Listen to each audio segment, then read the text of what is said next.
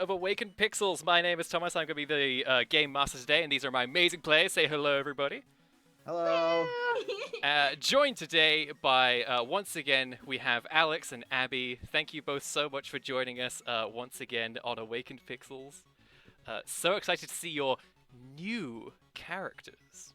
Yes, as much as we love Danky Kane, I think he had his ride off into the sunset moment, and I wanted him to have that happy ending, so Yes, of course. I'm excited to bring in the Gloom Slayer today. Hell yes. Alright, so, without any further ado, let's get started. So, magically ensconced in a protective barrier that keeps out any who are not branded with the mark of chaos or shackled in the chains of a prisoner, the blasted Blightlands, home to the forces of chaos, are having its armies take on a march unlike any other in the history of Phantasria. However, the machinations of the Vile Lord and his vast, now candy-enhanced armies will have to remain shrouded in mystery for now, as we pass over the Blightlands and the Doomhold, and we go to a far-off place. In the blink of an eye, the skybox turns from a dismal, overcast grey into a blood-like red, with crackling streaks of lightning worming its way through the clouds. In the heart of the Azure Sea, and indeed the heart of the world of Phantasria itself, there is a massive swirling hurricane of Maya energy, surrounded by a field of instability that displaces random objects and corrupts all it touches with fatal glitches. Thanks to the efforts of Stoobs, Rosalind, and the various other colourful characters they have picked up along the way, not to mention the other unexpected heroes recruited by the Scientist to close numerous rift bleeds that have been opening up across Phantasria, the terrifying and incomprehensible Maya Tempest has been kept in check. However, within its tempestuous energy currents, something unprecedented is happening. There is something that is taking form, something that is emerging out of the tempest. It steps from a piece of displaced Phantasrian stone tile set B onto the surface of the Azure Sea, and immediately the water beneath this creature's feet turn from crudely animated waves into galvanized steel underscore interior, a texture from a game entirely alien to Phantasria. Another step. And now there is a crunch as this creature walks on stone pathway, parentheses, very 7. And then another step onto Snow 3, and then another step onto Flooring underscore Courtroom. It continues, walking in a straight pathway on its bridge of mismatched textures and tile sets until there is a musical sting as this creature unwittingly triggers a random encounter. The battle music is warped and out of tune as a Phantasrian two-headed shark leaps out of the water to attack, its twin jaws filled with sharp teeth. The Maya creature doesn't even turn its head as the numbers 999999 appear above the shark, and in a moment it is utterly obliterated. The GP that inexplicably drops from the shark, as well as the few remaining pixels of its form, are pulled into a rapid orbit around this creature, as the assets slowly get converted into something else entirely while it continues its march. But elsewhere, Rosalind, you are at this very moment just saying goodbye to your adoptive mother and adoptive stepbrother, apparently, Stacy the Shim, as she returns to her world through a rift bleed. During this time, Stoobs, your lifelong companion, has been accessing the underlying code of the universe in an attempt to grant the stone dragon in this chamber into some kind of vehicle, giving it some sort of semblance of life for you both to utilize. And she's doing this with the help of a new friend that you are currently unaware of, Duncan the training dummy, who shares the ability to access the internet, as does Stoobs. And while Stoobs attempts her hand at what can only be described as the most dangerous and unnatural kind of magic in the universe, the eyes of the dragon statue snap open, its beautiful rainbow scales burst with color and life, And in the exact same moment, the entire room that you're in begins to shake as though an earthquake is happening. As the instability skyrockets, you can see glitches and strange visual artifacts happening before your eyes. Various goblins and dwarves who are with you in this gem-encrusted chamber are running around terrified after the ordeals they have been through, desperately trying to figure out what's going on. And there is a crack of lightning that extends across this chamber, and I'm going to roll to add to the instability, as Stoobs has just tapped into something truly powerful and dangerous. And the instability is increasing by 7, making it... It's already so high! making it now 41 out of 20. That's... we haven't gotten down yet, stop! So in this moment, it is as though the entire world is coming to an end. Perhaps the dreaded final crash is finally here. Perhaps you and Stoobs were not able to stop the mire and the instability it spreads, and now the game simply cannot handle it anymore. And with an explosion, as the goblins and dwarves stumble around, you notice that the items that you just acquired from the worlds you traversed suddenly are jettisoned from your inventory. The herbs kind of fly out and smash onto the ground. What else did you have? Your blowtorch flings to the ceiling and just explodes, setting gemstones falling down. Your goldfish, you're gripping onto it as hard as you can, and you feel it kind of sloshing and moving with great force. Why don't you roll forceful to see how well you can keep a hold of your newly acquired pet? I want Slayer to get hurt. And during this time, the shotgun that Stoobs acquired flings out of her inventory, smashes on the ground, fires a shot, narrowly missing a poor goblin who's just like, ah! Scrambles up against a wall. With your forceful roll of 3, you are able to hold on to Slayer, your new fish companion, as the shaking continues to rise and get even stronger and more deadly. In the sort of chaos of this moment, the newly awakened dragon unfurls its wings and says something to Stoobs, but a moment later there is a crackle of red lightning as yet another rift blade tears open in this place. The dwarves and goblins are scattering in terror, fearing that they might be swept back into this survival horror world they just escaped from. And indeed, one of the goblins is not fast enough and just is sucked right into the rift bleed before your eyes as he just screams, "Ah!" With a pulse of energy, the rift bleed disappears, but not before expelling a silhouetted figure who lands perfectly on her feet. Abby, would you like to introduce your character?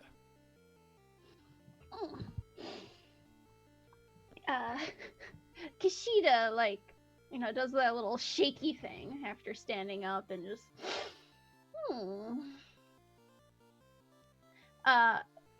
when she stands up, it's a very cat-like person, and she wears a large bag on her side that jangles and jumbles around, and you can tell there's a lot of stuff in there, but you don't know quite how much stuff is in there. Could be any amount of things. And she adjusts her ears and makes sure her fur is all laying in the same way. And do you have coin? Yes. Why? Well, Kishida has wares if you have coin. Yeah, I got money. I sold an evil Lich King stuff. Well, Kishida would have liked evil Lich King stuff. At this point, Kishida, you start to notice your surroundings, and you see that you are in a fairly small cavern, but what's noticeable is that every surface of this place is covered in gemstones. Different colors, different types. What's more is there is a massive dragon lurking in the background as well. And there are also various goblins and dwarves who have sort of all huddled behind this floating fairy creature that you see before you, who is clutching onto a fishbowl right now. You're a cat, right? You can't eat this goldfish. This is my new friend. Its name is Slayer. No eating allowed. Kishida has no desire for cheap sushi. Kishida wants shinies on wall. Okay, that's great. That's fine. It's okay. I turn to the other guys. It's fine. Don't worry. Look, we made a new friend. It's a cat lady named Kishida. This is a good thing. Yay! This seems like a perfect time to be worrying about everything that's been happening. What is going on in this world? We were just doing some mining business and then we got teleported and experimented on it. Now earthquakes and dragons and cat people. I don't know what to do. So your old life was fake, and you were stuck on a loop because you were programmed to be. Oh, But we now know you that. have- Yeah. Okay, That's right, all. so we're past that part. Okay, Yeah. so just deal with it. New things are happening, and we just accept them and we move forward. Right? You heard the lady. Let's just deal with it, mine all these gems, and get on with our lives. Exactly. You can see one of the Oh, goblins you looks very have- sad and is like, oh no, groggery. You have spare mining equipment for taking out shinies. The dwarves and goblins all look at each other and they look back at you and they say, hey, maybe we have a little something. Hmm. Maybe trade can be accomplished. Ugh, are you gonna pull stuff out of your big bag? She opens the bag and it just like a shop like GUI screen pops up Ding. and it just has like all the inventory of the shop. Immediately, all the dwarves and goblins like run around, just like, oh, look at this! Like, oh wow, look at that! And they start like perusing the various wares you have. Suddenly, transactions are happening left and right as you're selling various bits and bobs that you've gathered on your journeys. But you are here in Fantasia for a very specific reason. You have an invitation to a very prestigious event, and you're not entirely sure that this is the place you need to be. Probably not. Do you have any flower seeds, like cool new flowers? Or bombs? I like both of these things a lot. All right. Rolling a d6, 5 for bombs, 6 for flowers. It was cock. Nope. Neither of those things. Aw, I have all of this money and nothing to buy. I have plenty of healing potions. Mm, Oh, we regenerate health after combat encounters in this game. Oh, and most unfortunate. then I can clear any status effects, so if you're paralyzed, we don't really need medicine. I can just do a dance. Most unfortunate. Yeah, but that's fine. Why are you just dropped in this world and trying to figure something out? Because normally what we do is we just kind of like take you on an adventure and then you leave randomly. Well, Kishida is here for a very prestigious party. You're gonna go to a party? I want to go to a Yes. party. Can I come? What party is it? Depends. Do you have formal attire slot? No. Hmm. But I could be, you know, I could be your butler, your pirate butler. Pirate butler. Pirate butler. Very well. This is acceptable. Yeah, I've never been to a party before. It occurs But to do you, not Rosa. embarrass me. I will embarrass only myself. You have currently no way out of this place, but there is a giant dragon, sort of chatting with Stoobs right now, except you notice Stoobs appears to be catatonic. Oh, blue screened. Oh, Stoobs. Okay. And you rush over to her, and you can see that, yes, her eyes are completely dead computer blue. And usually she shakes out of this fairly soon. She does not seem to be getting over it like you're used to. Oh, I don't have anything to help you with that, Stoobs. Let's just try to find someplace safe where you can hopefully sleep it off and feel better Is my later. creator okay? You hear from the dragon. Oh, hi, Mr. or Miss Dragon. I don't know your pronouns. I am programmed to be a he dragon. My name is Draconius, but please don't call me that. I don't think I like it very much. No, they're really bad at naming in this game. Yes. What would you like to be called? I don't know. I've only lived for about a minute. Okay, we'll come up with some. Cat lady, are you good at naming things? Naming things. You may purchase names from me. Yeah, okay. How much is a name?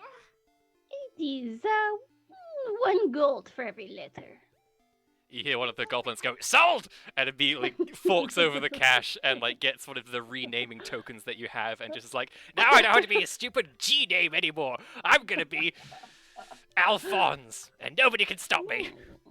Yes, Alphonse. Alphonse. Heck yeah, that's such a cool name. How many letters do you want your name to be, Dragon? I do not have a preference, but I would feel remiss if you were to spend hard-earned gold on my part. It really wasn't that hard earned. I was gonna kill him anyways. He captured fairies. Oh. So do you want a name? How many letters? Give me a letter. Let's say 5. Cool. I pay 5 gold. Yes. And you acquire a name-changing token. I pass it to the dragon and I go, name yourself, great beast. He says, I don't know what an appropriate name would be. What is the name of my creator? Stoobs. A truly wonderful name, perhaps not befitting someone of my form. Let's put that on the back, but just, what is everybody doing here? Getting you, actually, I think. I thought I was to be stone for all of eternity, yet this one has brought me some semblance of life. Intriguing. Yeah, we want to use you to fly places if you're okay with it. If you don't want to, like, you have freedom now, so you don't have to. You can just go fly places yourself. I think flying somewhere would be most welcome.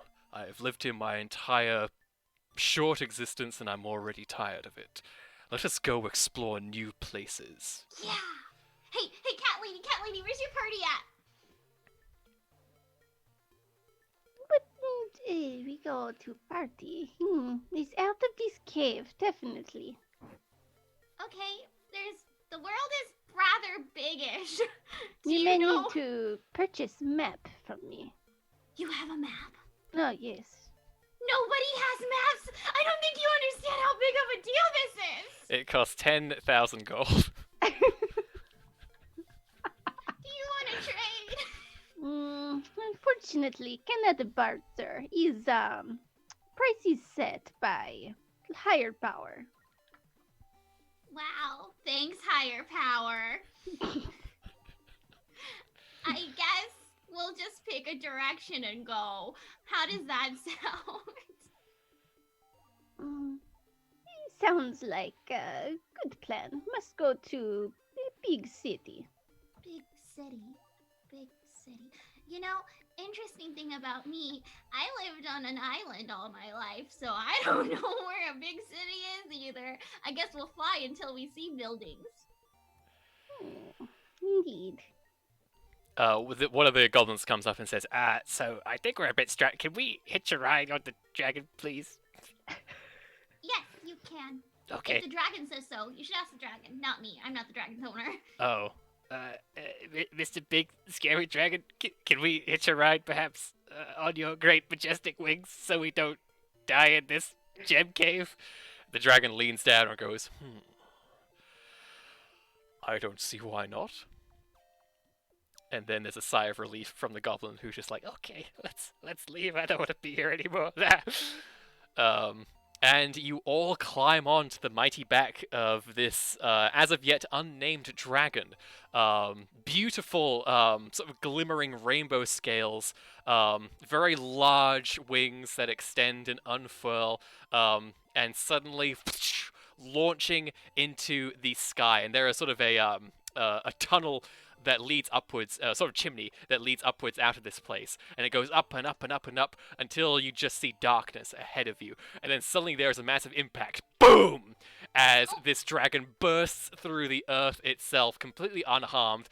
There are a few screams from the goblins and the dwarves who are holding on for dear life, but you exit the bowels of the earth and are now flying in a beautiful, sunlit Phantasria. And you take higher and higher and higher to the sky until you can see you are entering once again overworld travel, and the entire map, as far as you can see, seems to get much more manageable in size, and you just see little icons of yourself just moving around on the back of a dragon. Wow. Wait, this is really cool. And the dragon says, "Ah, yes!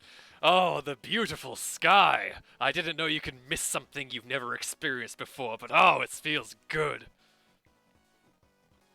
You know, Sky could be a good name for you. Certainly. I brought 5 letters, though, so maybe we can make it dragony and add some unnecessary letters in there. That sounds great. Let's add like Z's. Yes! Yes! Ha ha! Yeah! Wonderful! And yeah, you start flying through the air.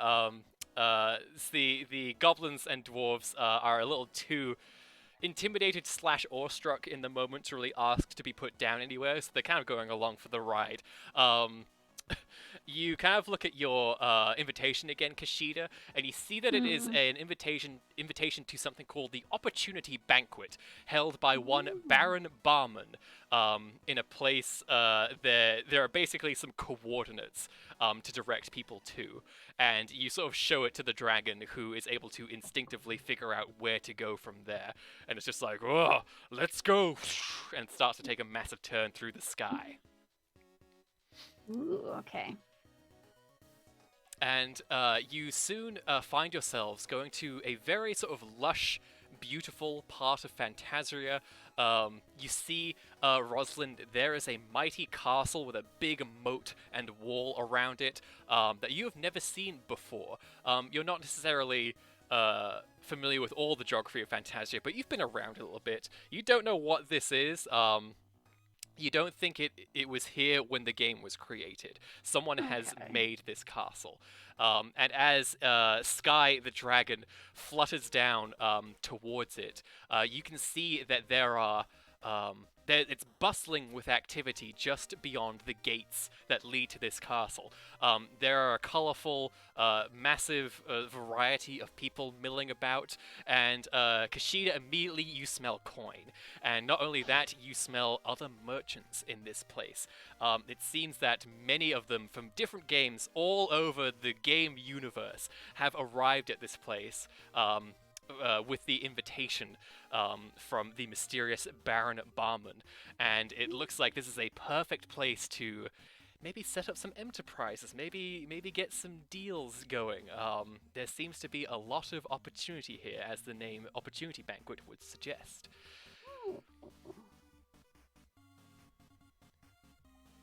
Khajiit will wander off to like the side of the path, and like as soon as she picks a nice spot, a little like little exclamation point appears above her head. Just getting ready to offer things to passers-by.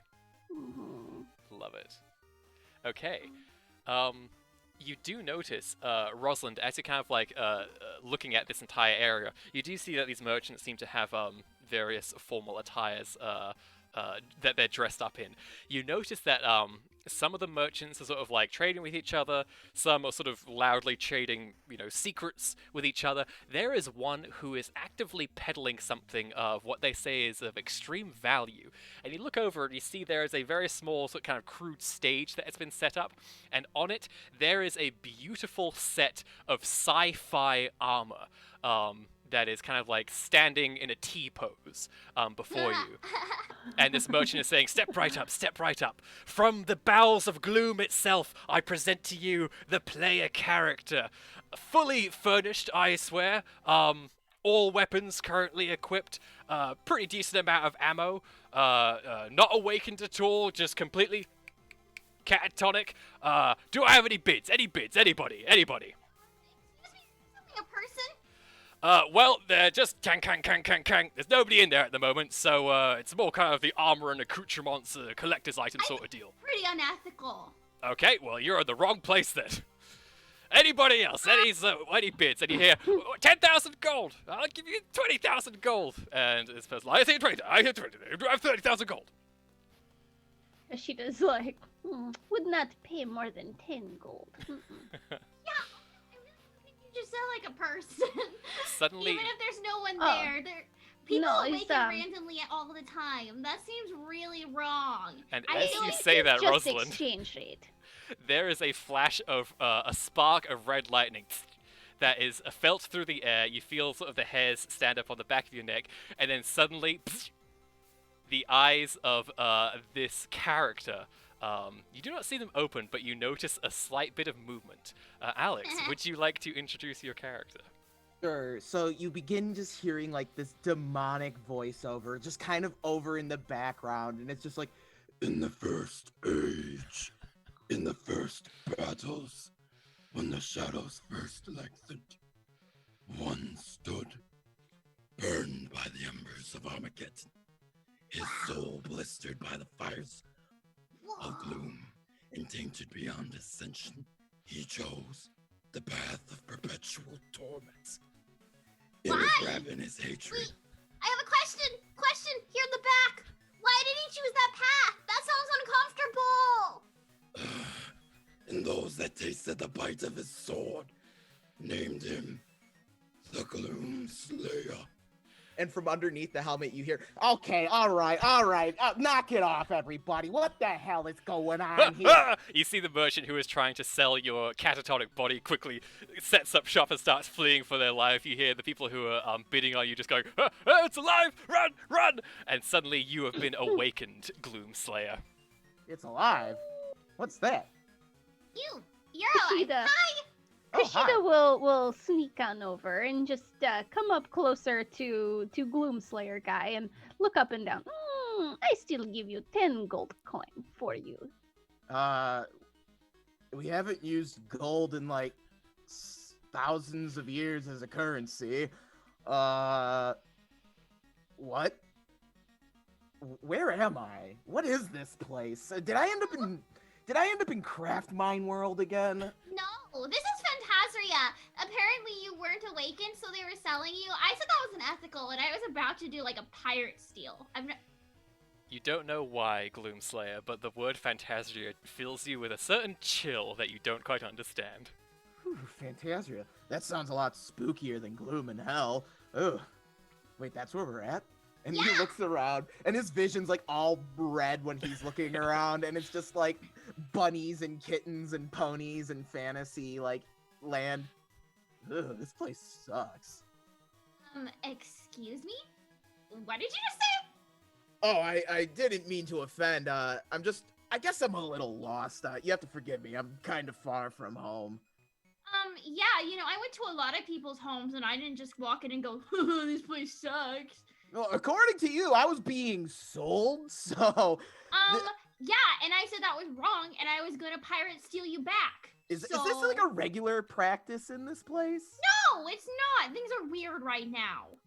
Okay.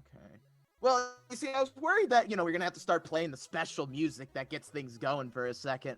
But, it's alright. He turns around and there's, like, on the table, there's, like, two weapons, like, a big-ass double-barrel shotgun and some other large sci-fi looking cannon. And just kind of puts the cannon on his back. Ugh. It disappears into your weapon wheel. Wait, pull back up the cannon. Pull back up the cannon. I want to see it.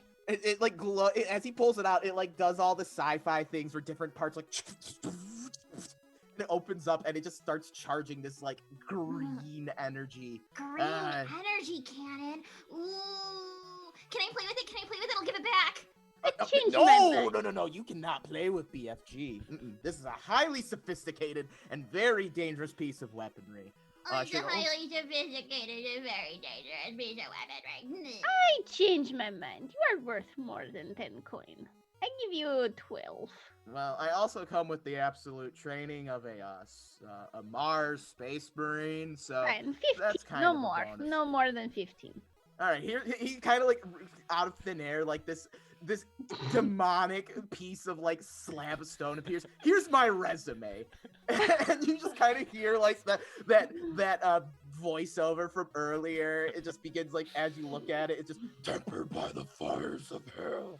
I give you 2 for resume.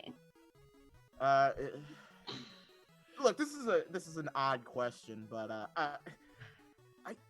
do you know how to get out of here? We are going to party. We're gonna go to a party. Party? What's a party? Is that like Actually, where I really don't know either. It just sounded fun. Oh, okay. Well, I just figured a party. That just sounds like a violent affair, and you know, I don't really think about it. I'm kind of over that whole thing. You know, I think it's time to pack it in. Yeah, let's go to a party. That sounds like a good Let's time. go to a party. I've been punching demons for so long, I don't even remember what that means. I hope I have more than +1. You can kind of look over and see that there is a short line in front of this big gatehouse that leads to a drawbridge and then to the castle itself. There are these very large and strange looking robotic guards at the front door. They have these kind of like traffic light faces, and they seem to be sort of judging every single person who comes in, scanning the invitation as it were. Right now, Kashida, are you dressed up in some formal wear, or are you kind of Oh thinking yes. about? Yeah, Kashida's wearing some very formal robes. They're in all different colors and embroidered with like gold thread, and just have very, very flowing sleeves that she'll she every time she's done looking at something and inspecting something, she like flips her flips her arms so that her sleeves go over her hands, and then just brings them together in front of her, Oh, lovely. tucking Wonderful. So her hands into the pretty. sleeves. Beautiful. Yeah, so you go up to the front gate and present your invitation. The massive kind of hulking robots sort of look down at your invitation and go bzz, bzz, bzz, bzz, and say, "Access granted. Welcome to the party." And they let you inside. Anybody else who tries to go in with you, however, access denied. Please present invitation. This is Can I seeing try inconsistent sizing? Yes. This is seeing eye fairy and bodyguard tankman. Hi. The sort of sentinels look at your invitation one more time zzz, zzz, zzz, and say, "Only +1 permitted. Only one may enter." Yes, I'm gonna bodyguard. try to like shrink really small and then just hide onto. Okay, sounds good. Go ahead and so yeah, to use inconsistent sizing, I'm going to add it to the instability as you do so, increasing the instability by another 5. Bringing the total to 46. You can feel as you use your inconsistent sizing, it is like you have to sort of rake yourself against the polygons of this world. It is far more uncomfortable than it's ever been. And as you do it, things around you start to shift in size and shape as well. Some stalls grow to absurd sizes. One of the fellow merchants, who looks like he's from some nice sort of gentle island hopping game, suddenly shrinks down as well. She's like, "Hey, what's going on? No, stop! Get away from my wares! Get away from my wares!" And various bits and pieces of Phantasia start to break a little bit, and you just feel as you begin to fall through the earth. Oops. Well. And at the last second, you feel someone reach out to grab you, and they get you just at the last second. And now you're small enough to just kind of be in the palm of their hand, but they gently lift you I'll up. be holding Rosalind. Well, I was just gonna say, Oh. you recognize the face of, well, I would say recognize. You notice the familiar features of Broomtree, the merchant of Phantasia, except they've changed even more. They've got this really nice sort of stylish haircut now. Their sort of classic trench coat has it's still, it's typical Broomtree brown, but it's now really stylish and modern. Got some very well-fitting trousers and fancy shoes on that are very shiny. And they look at you and they say, "Rosalind, is that you?" Yeah. You almost fell into an abyss of nothingness. Thank you for catching me. That would have been not fun. That's okay. What are you doing here? Sneaking into a party. What brings you to this party exactly? Do you I've know? never been to a party. Oh. Oh. Well, I fear this might not be the best representation of what a party can be. It's being run by, do you know a barman? No way! Him? No, no, really? Him? Listen, he's become extremely powerful in the brief time that, the awakening has been happening. Become a baron, got his own castle, got his own security force, setting up a trade empire. Things are getting dangerous. All of that. That guy. The guy who. Yeah. Used to That's, loan out rooms, now has this. yeah, he was really into money. He really wanted money. I'm glad he achieved his life goal. I'm less happy because it seems like the people here, unlike me, and he sort of whispers very close to you, they haven't learned how to shift mechanics yet, only tangible items. But I'm worried that any day now they're going to figure it out, and when they do, I'm worried for what that could mean. There are some people here who are, shall we say, unscrupulous. Like pirates. Like people who would sell characters from other games, for example. Oh, yeah, no, we don't like that. No, No. absolutely not. No, we're not. What's more, And we don't really inviting all currently these have, people. like, laws because the No, king because and nobody queen are knows what's even captured. going on anymore. Right. I see why this is a problem. It gets worse. All these people are from different universes, different games, and I don't think Fantasia can deal with this for much longer. You just saw what happened there. How long before, the whole Maya thing absorbs everything and dooms us all? I don't think this kind of stuff is things we can really afford to be doing. Wait. Did you just say? Ugh! No. It's just Oh, he said the magic word though. the magic word.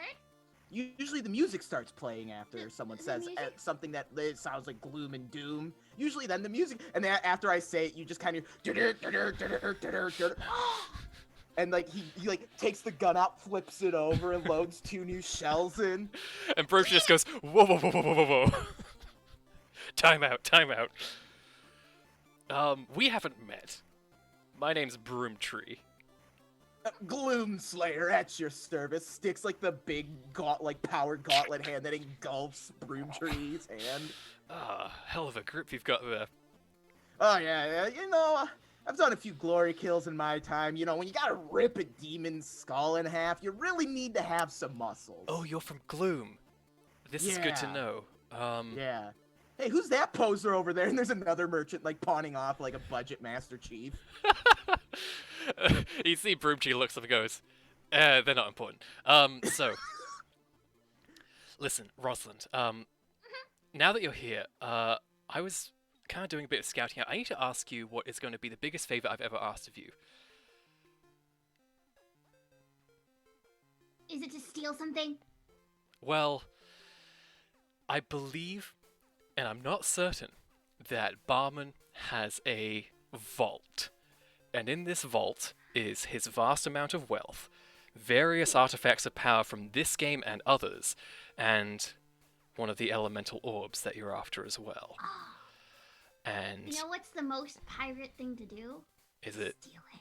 Totally stealing it. I'm very glad you said Yeah. that. Ugh! Kashida hears something about wealth and powerful items. I This is my friend. should really She's a work on cat. being quiet. So this Hello. item, is it as powerful as the BFG 9000? No, wait, do you have a be- Hold on. Be real with me. Do you have a... Put that away! Put that away, you fool! Put it away! oh yeah, and it just kind of disappears into like an interdimensional space. That thing is not something to be flaunted around here. These people are vultures, and they will very gladly do whatever it takes to take that off of your corpse. And listen, you might be into, fighting an army of merchants and their various mercenary armies, but I'm begging you, there can be something... We can put your skills to better use, potentially. Look, the merchants start to get a little Rowdy, just start playing the music. I'll take care of everything. I really rather this didn't end in bloodshed. Also, we have those things to worry about. And Broomtree motions towards these sort of robotic guardians that you see, and they say, so those are from a game called Sliver Cell. They are these robotic creatures that are basically meant to be there for stealth sections. You can't fight them. You can't do anything against them, because once they see you doing anything, they put you straight back to a starting point somewhere. So if they see you doing anything even slightly suspicious, boom, that's it, you're gone. So now is a time for, shall we say, subtlety. Buddy, I don't you know hired how- the Broomtree, I think wrong. you came to the wrong people. I understand, but I have to work with what I've got here. And I think that you all have something to gain if we can sort of disrupt the empire that Barman is trying to create here. He's really gone off the deep end, really into sort of the acquiring wealth thing. I say we topple everything he's working for down to the ground before he can damage more things. So you're So, saying we're gonna blow up his empire? We're gonna take all his stuff and not hurt anybody in the process. You know, I like your line of thinking. taking stuff. I like my line of thinking too. You know, I'm kind of over the violent ends for everything being the solution. You know, I've been kind of thinking, you know, maybe it's time I hung up the old super shotgun and BFG and perhaps tried a different approach to life. I like the way you think, Mr. If you Broomtree. don't want that cannon anymore, I will gladly take it.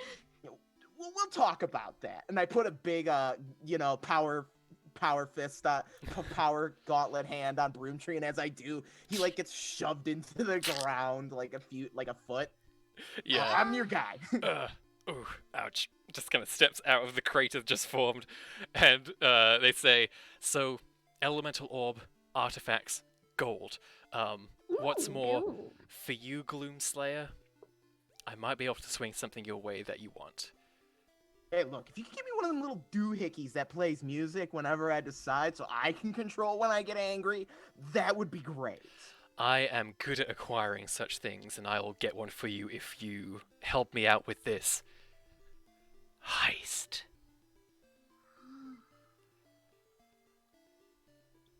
Super excited for heist. Heist. Hey, man, what's a heist? All right, let's move along here. Let's move along. And Broomtree starts to usher you to sort of an area of forest, just a ways away from the sort of hustle and bustle happening at the main gate of the castle, away from the eyes of the sentinels, away from the other merchants. And then suddenly you see Broomtree sort of taps on a stump in front of you and conjures up this sort of heist UI before all of you and begins giving you the lowdown on the situation. And they say, okay, so here's the situation before all of us. I have an invitation to this castle, as does our lovely cat merchant friend. With our +1s, the four of us can get into this place. Now, our target is going to be, then suddenly a holographic display of the castle shows up, and then beep, beep, beep, beep, beep, it zooms down into the bowels of this place, and Broomtree says, the vault, located in the darkest dungeons of Barman's castle. Now, the vault is nigh impenetrable, built from materials gathered from all sorts of different games. Barman is nothing if not extremely protective and paranoid about the assets that grant him so much power. But we're gonna bust into that vault. And here's how. Bombs. A bomb, I'm afraid, is not gonna do it, Rosalind, but I appreciate the gusto. Okay, so, first problem that we run into. The access code. It's a 10-digit code. As with the rule of video games, a combination vault simply cannot exist without its accompanying code being somewhere in the environment. So, one of us, I'm going to say the code name for this person is going to be the Sleuth, needs to infiltrate this place, mosey around a bit, blend in with the other guests, and they need to figure out where this code is held, and then figure out what it is so we have access to the vault. It's going to be hard, it's going to require a lot of detective work, so the best person for the job would be somebody with good senses, good intuition. First obstacle. Second obstacle is going to be the dark fire flame jets that lie just behind the vault door. Now, dark fire, for those who are new to the world of Phantasia, is a damage type that overcomes all resistances and is basically used on high-level bosses and in deadly traps to instantly kill any who wander in places they shouldn't be. These dark fire traps will kill us all immediately unless we take them down. Now, unfortunately, and then Broomtree kind of like flicks up another bit of the hologram off to the side of the vault, and says, these dark fire jets are controlled by a mechanism here. If we take it down, then an entire alarm will ring and we will be made. So what we need to do is deactivate it for no more than 2 minutes. Now what I have, and so it pulls out from their trench coat, is a little metallic device, and they say, this is an EMP from another game. If we attach it to a certain part of the trap's mechanism, it'll disable it for long enough for us to get past, but not too long to arouse suspicion. Now, the only way to access the trap's mechanism is going to be through the sewer. This person, who we're going to call the Infiltrator, needs to go down into the sewer, find their way through the maze, and then avoid whatever traps or other guards are in the way, and then make it to the mechanism and implant this EMP. Question, Gloomslayer. I think I'm your sewer guy. Early on, I used to be really good at the whole navigating maze things. In EO 108, I was pretty decent at that, and taking care of goons, as long as I got the music, we're good. Okay, just bear in mind, if you see a sentinel, they cannot see you coming, and if there are two in the same place, try and separate them if you can. Yeah. Sounds like a plan, I think. One snag for you is going to be that you'll need to get past one of the sewer walls to actually enter the sort of mechanics area. To do that, you're going to need some kind of explosion to get through. Bomb! Which I have a feeling we're not going to worry manage. about. What we are going to worry about is the noise it makes. We're going to have to coordinate between us to create some kind of noise distraction so that you can safely blow up a hole in this place without arousing any suspicion on your location. Yeah, just blast some of my music. That should do the So job. we just have to be really loud, like go into the party and then knock over a big table and be like, oh no, I knocked over this big table. Oops, I'm so clumsy. It like that. might have to be louder than that. Maybe a fireworks display or something else that's very loud enough to cover up an explosion. Ooh. But Okay. perhaps some opportunities will show up once we go in. Right. Final and the most insidious of obstacles in the progress of getting through this vault. It's a knee-high wall. And you see that Broomtree pulls up on the little hologram display just a tiny sliver of nothing, and it says, this thing is utterly unassailable. No living being can pass it. It cannot be jumped, it cannot be overcome, nothing can get past this knee-high wall that blocks the passage. Nothing, that is, except for the person who made it, Barman himself. He has a special spoken phrase he uses to get it out of the way. And I believe I have something that can replicate this, but we're going to need some audio clips. So I'm going to need somebody to get close to Barman and get him singing as best they can. And I'm going to need the following words from him. Pass, word, grey, and fox. And that will allow us to get past the insidious knee-high wall. Do we need the word and, or just we're saying and as in we also need fox? Sorry, we do not need the word and. Though, Cool. I assume it might come up in the sentence anyway. So, that's what we need. We need the code, we need the traps disabled, and we need the spoken audio files as well. With those three things, we can converge on the vault, break in, grab what we need, get out before the flame jets come back on. It'll be a clean, easy job, and there's nothing that can go wrong if we all do our part. Yeah, I caught like 10% of that, but I think I got enough. Okay. We're not blowing up a lot of things, but we might No. get fireworks to blow up things. Yes. Distractions, good. Bodily harm or other things that will get the sentinels on you, bad. Yes. Alright, so, let's divvy up roles. Who wants to be the infiltrator who goes through the sewers and tries to deactivate the trap mechanism? Gloomslayer? Alright, let's get you Yeah. an explosive device, and here, take the EMP for when you'll need it. Rosalind, do you have something you can supply our friend here, or are you already If good? you want bombs, I got lots of bombs. Yeah, sure. I'll just throw them in the old interdimensional space. Here, let me just put some magic in a couple of them, and I'm gonna try to put magic in the bombs to make them like. Is What kind of gloom clone is this? Why would we use magic bombs? Why wouldn't you use magic bombs? Have you ever seen magic? It's super cool and awesome, and when you combine it with something super cool and awesome like bombs, then you get something really super cool and awesome. All right, fine. I'll give it a shot. I guess using that weird glowy sword and the eternal gloom. Yeah. Okay, Okay, yeah. are you looking down on magic? You know what? I was just gonna do normal one, but now I'm putting my ult in it because I don't like this guy is like looking down on my magic. No, I'm not looking down. You see, where I come from in gloom, magic is often associated with the dark realms. That's just my concern. No, magic is pretty, and I make a flower. Huh. All right. Ooh, What's flower that? bombs. Those would be fun. Yeah. What is that? That's really pretty. It's super pretty. It can also be painful if you make it sharp. And then I make like a rose with a big thorn. damn. If you want, Rosalind, you can go ahead and roll to create an advantage to set something up later for our Gloom Slayer here. So go ahead and roll flashy since this is your magic. Okay. That's a 4, and since I'm using my magical bomb, which is once per session I can fuse magic in my bombs affecting a larger area of effect. Yes.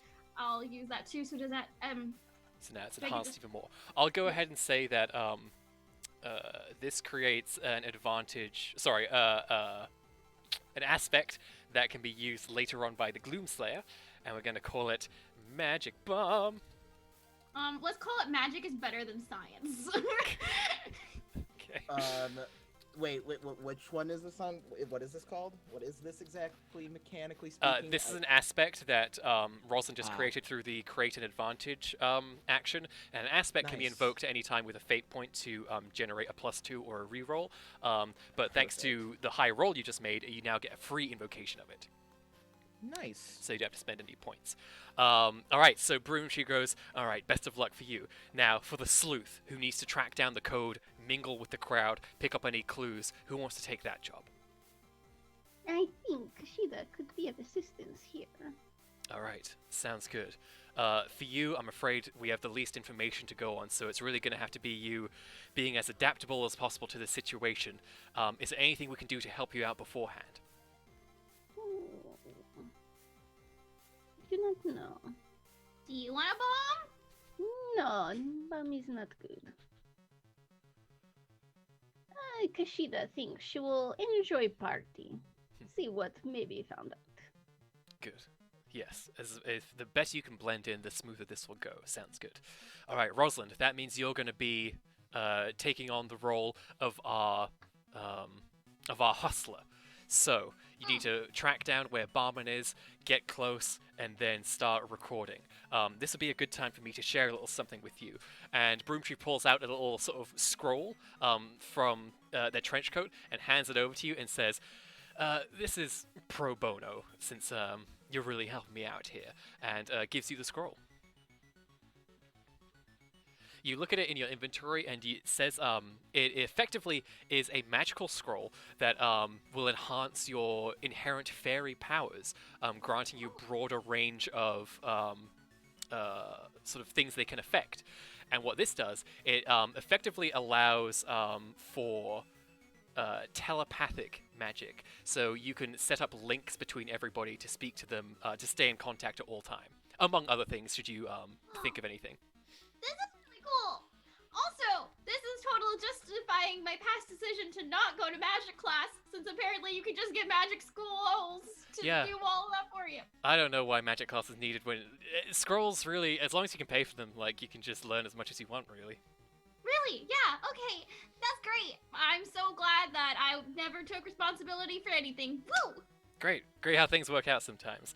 All right, we're set up. We're good to go. The only last things we need is for you two, our +1s, to have some formal attire. So let's unlock those slots for you. And then you feel a great surge of power as you both realize that in your respective inventory screens, where there was once nothing, now there is a little icon that represents your default outfit, then an icon next to it that represents your formal outfit, and you can now switch between the two at any time. So, Roz, what does your formal outfit look like? Give me 5 minutes and I'll put something on. Why don't you go do that while Alex explains to us what his formal outfit looks like? So it's just the power armor, and there's just a suit jacket. Oh like my there's just a gosh. suit over I the love power it. I love armor. it. Is it kind of like ill-fitting, or is it like perfectly tailored?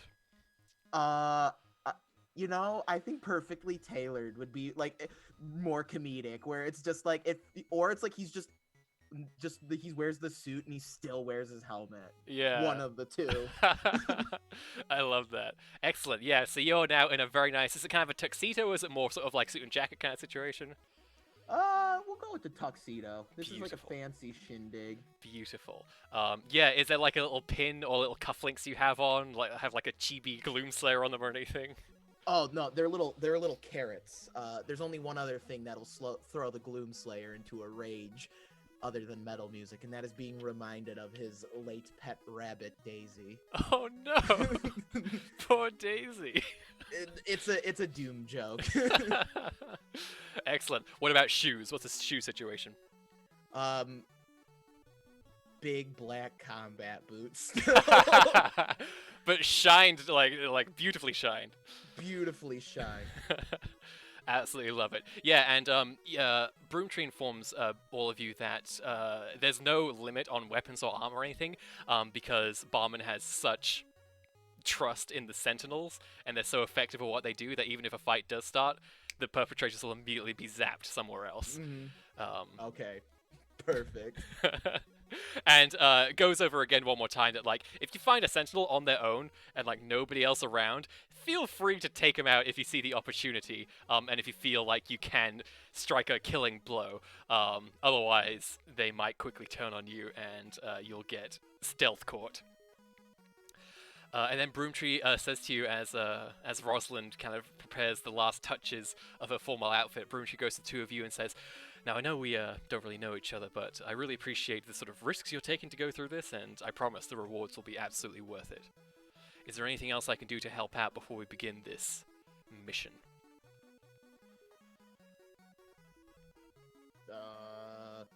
I think we're all good on my end over here. You got anything, Kushida? I do not think so. Okay. We can remain in contact once Rosalind casts a spell on all of us, so keep each other appraised, and make sure you work in tandem. Don't go blowing the wall before there is a distraction and so on. Otherwise, let's do a heist.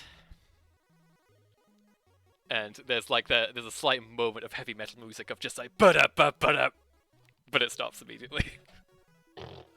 The eyes go red for a second, and then when the music stops, it's just, whew. It's just me. It's getting warm in here. Love it. All right. Is there anything you would like to? Would either of you like to take the create an advantage action to do anything that kind of like prepares you for future situations or anything like that? Nevi! Oh my goodness! Only Amazing. Nevi would do like a complete costume change in the middle of a session. Absolutely incredible. You love to fucking see it. This is what I live for, random costume changes. And as far as you can tell, this is permanent, like a permanent change on Rosalind as well. So now she is always prepared to flip between these if she needs them. Amazing. So to create an advantage, can I use one of my aspects?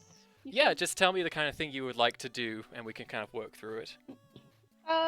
Okay, I want to use my... Oh, do I want to use my snake oil salesman aspect or my silver tongue aspect? Ooh. We're gonna go with silver tongue aspect to create an advantage. Okay. Yeah, I essentially just want to be able to, like, jump into a conversation, or jump into conversations while I'm... I like this. We could basically say, like, you've been sort of listening to patches of conversation, and you immediately, you're very good at sizing up your marks, and that's what you're doing since you're here. So yeah, go ahead and roll This is clever, I think. So go ahead and roll clever, and we'll see what kind of advantage that creates for you. A 4. That's going to create an advantage for you. So we'll now Okay. create an aspect here, and we'll call it what? Sized up. What would be a good name for it? We'll just call it Silver Tongue, so we know it's you. All right.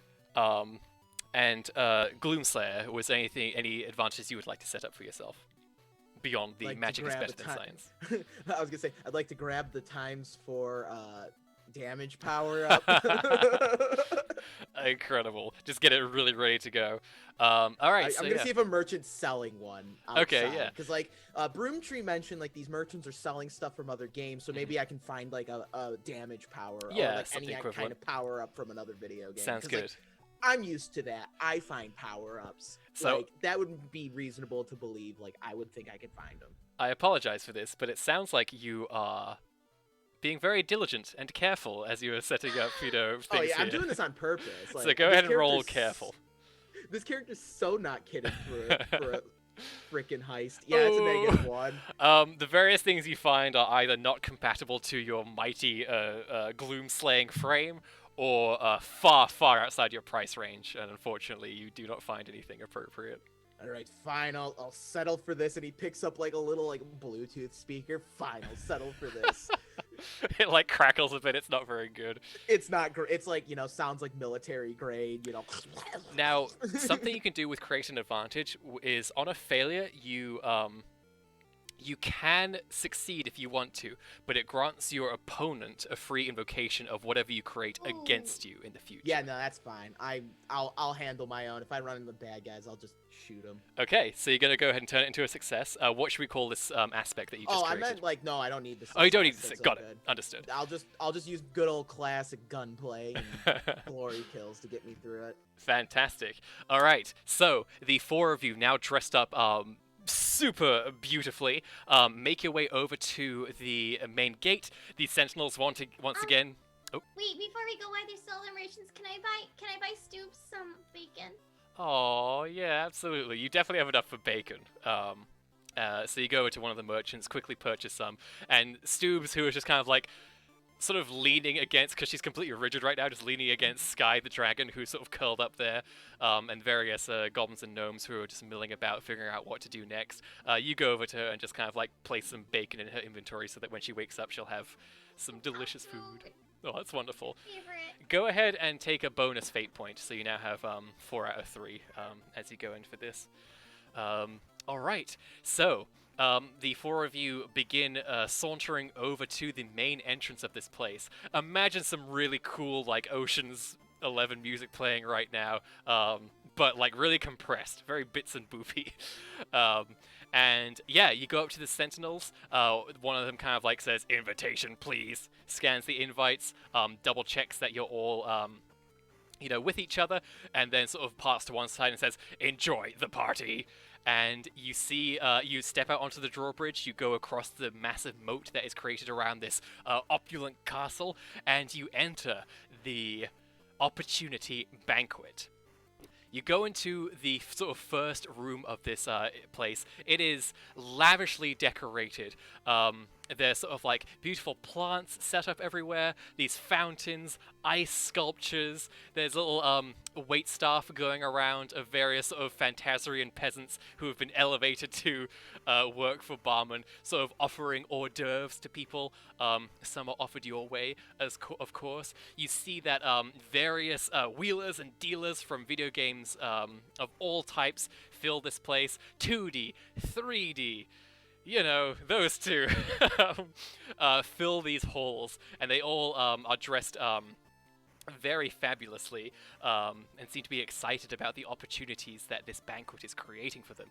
And you hear like snippets of conversation here and there, like, "Well, I heard this Baron Barman guy is quite the go-getter, has really sort of established, done well for himself in this place." And like another person says, "Oh yes, I'm really looking forward to establishing some good trade lines. You see, I deal in seeds mostly, and it proves very lucrative."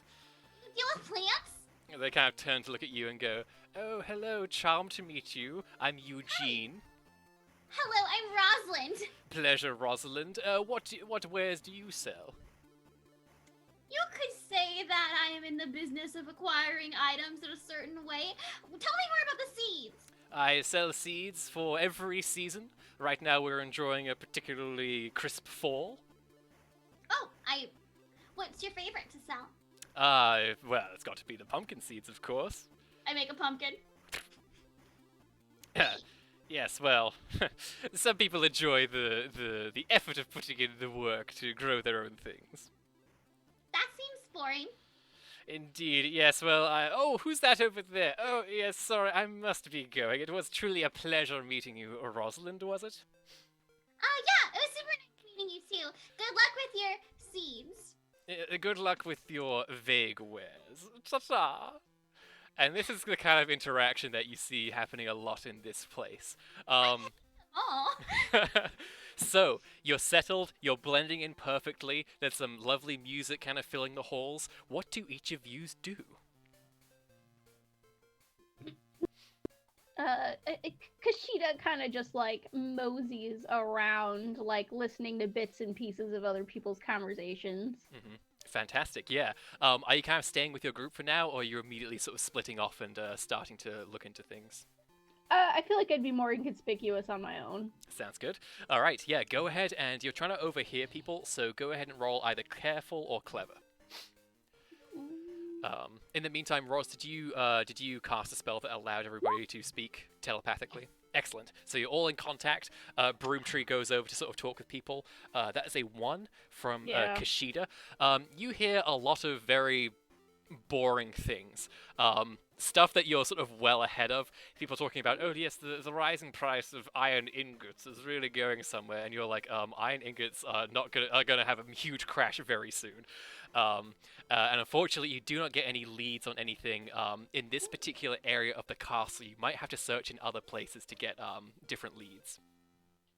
Okay. I think I'll wander out into like a hallway, because I feel like hallways are good places where people kind of like they go off to whisper things to each other. Absolutely. Why don't you roll your sneaky to see how well you can remain hidden to eavesdrop on things like this? 2. Yeah, 2. Okay, we will come back to this. In the meantime, what are the rest of you doing? Rosalind enjoys pestering people, so she probably just found someone and is picking on them. Maybe she went back to the seed guy and she's like, oh yeah, this kind of plant, ooh, this is fun, and just keeps like making new You ones. see just his face just growing red, just like, yes, Mel. Yes, Mel. And the thing is, like, Rosalind genuinely does like growing things too. She just doesn't like him. Yeah. So she's like purposely picking on him now. Go ahead and roll either clever or flashy to sort of like get under this guy's skin, because you might just make allies in tearing this one person down. I'm gonna try with flashy. Let's see how well I bother this man. Okay, you see you get a few sort of polite chuckles from some of the other people there, but nobody has sort of come forward to speak to you as or of yet. save him either. No, certainly not. They're very much enjoying this show. Gloomslayer, what's going on with you? I'm gonna begin.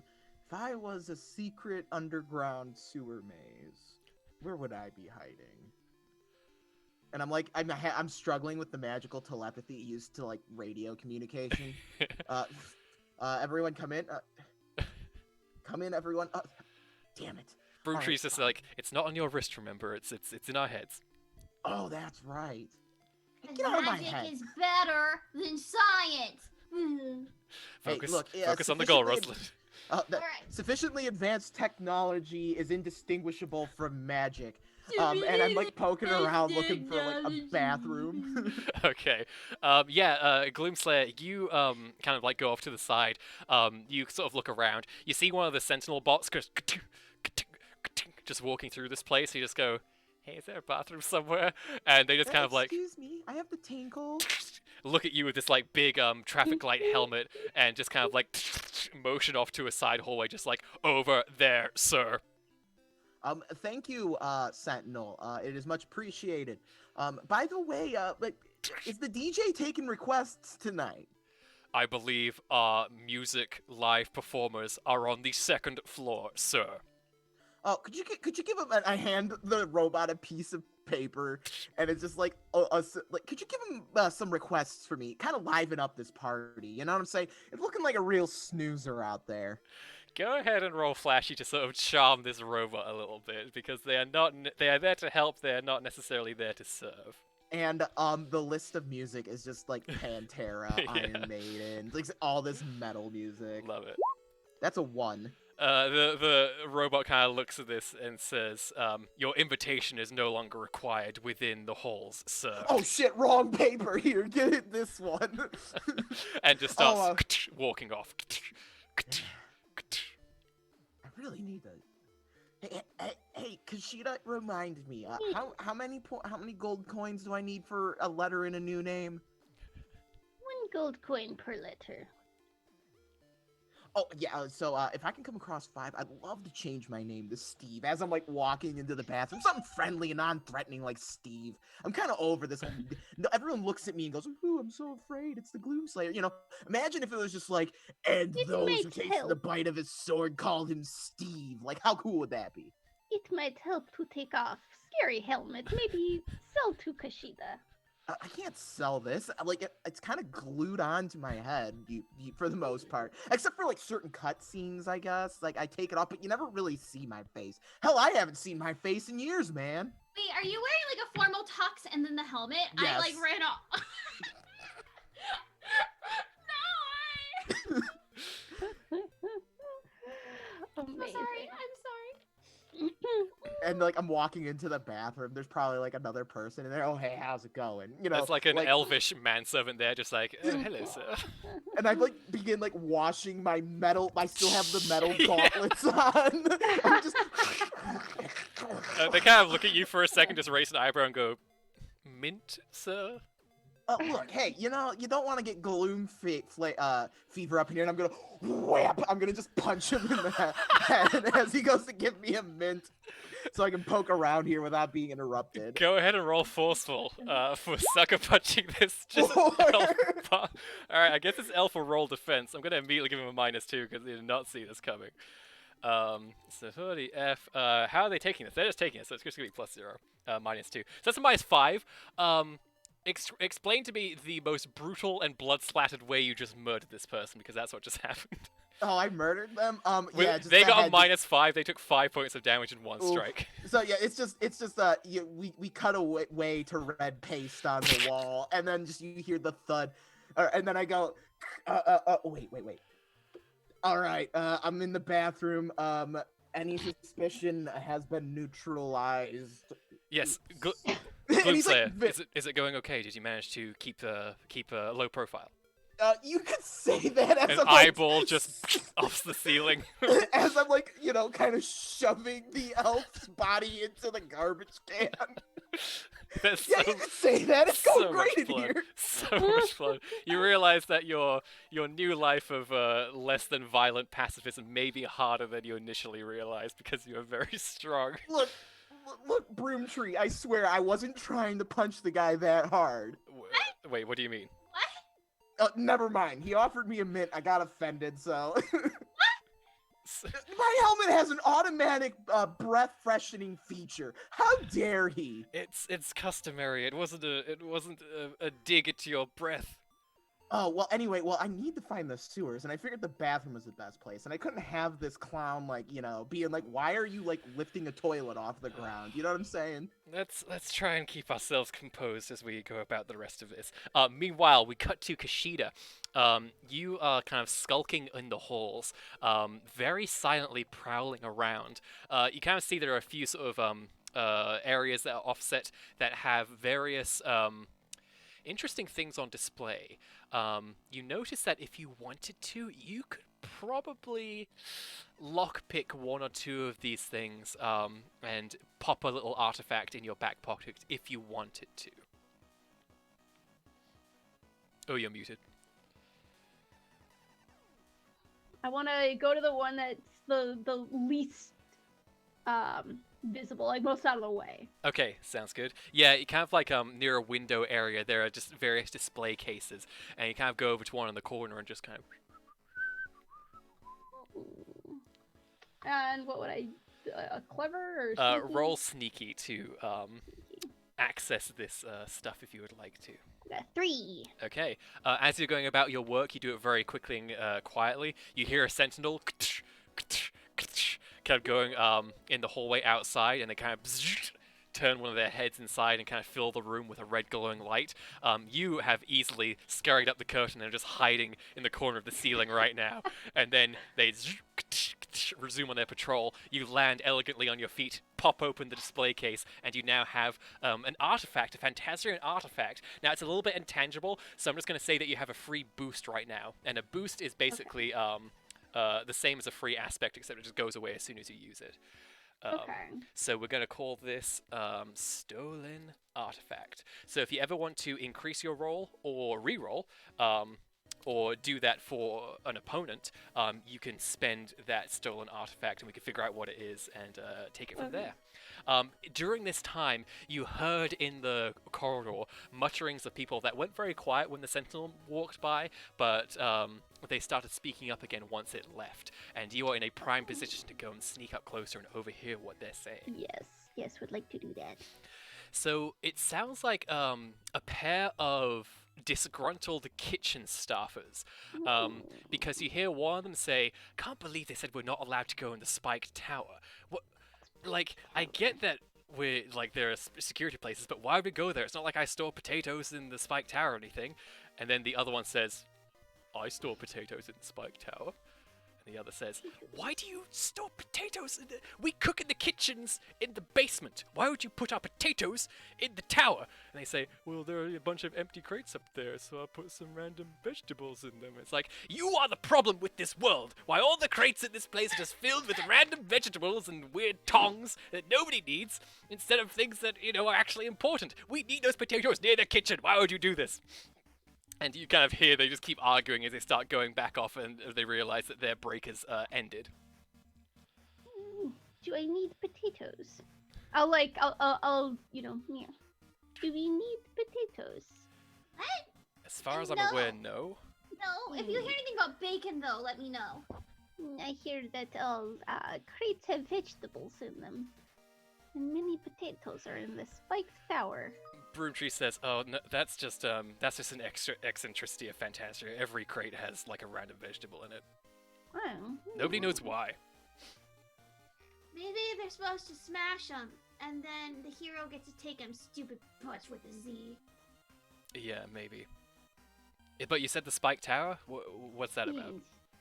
It's a place where they keep potatoes, apparently. Huh. Interesting. Potatoes there. Most importantly, the kitchen staff were forbidden to go to the Spike Tower as well. Yes. And not allowed to go to Spike Tower, which is very, very unusual considering they have all their potatoes there. Well, apparently they do go there, because, okay. I mean, I guess the Spike Tower sounds interesting. We'll keep that in mind. Ooh. Good job! Oh, hey, And it- thanks for the raid, Wily Habit. Yay, thank you! Welcome to the weirdest heist. Is it my job to get the password, or is that Nevi's job? I can't remember. It was yours to get the code. Figure out where the code Okay. is and then, get it. So What I am I need to doing? find. Oh, so what does this guy look like? Where do I need to find him?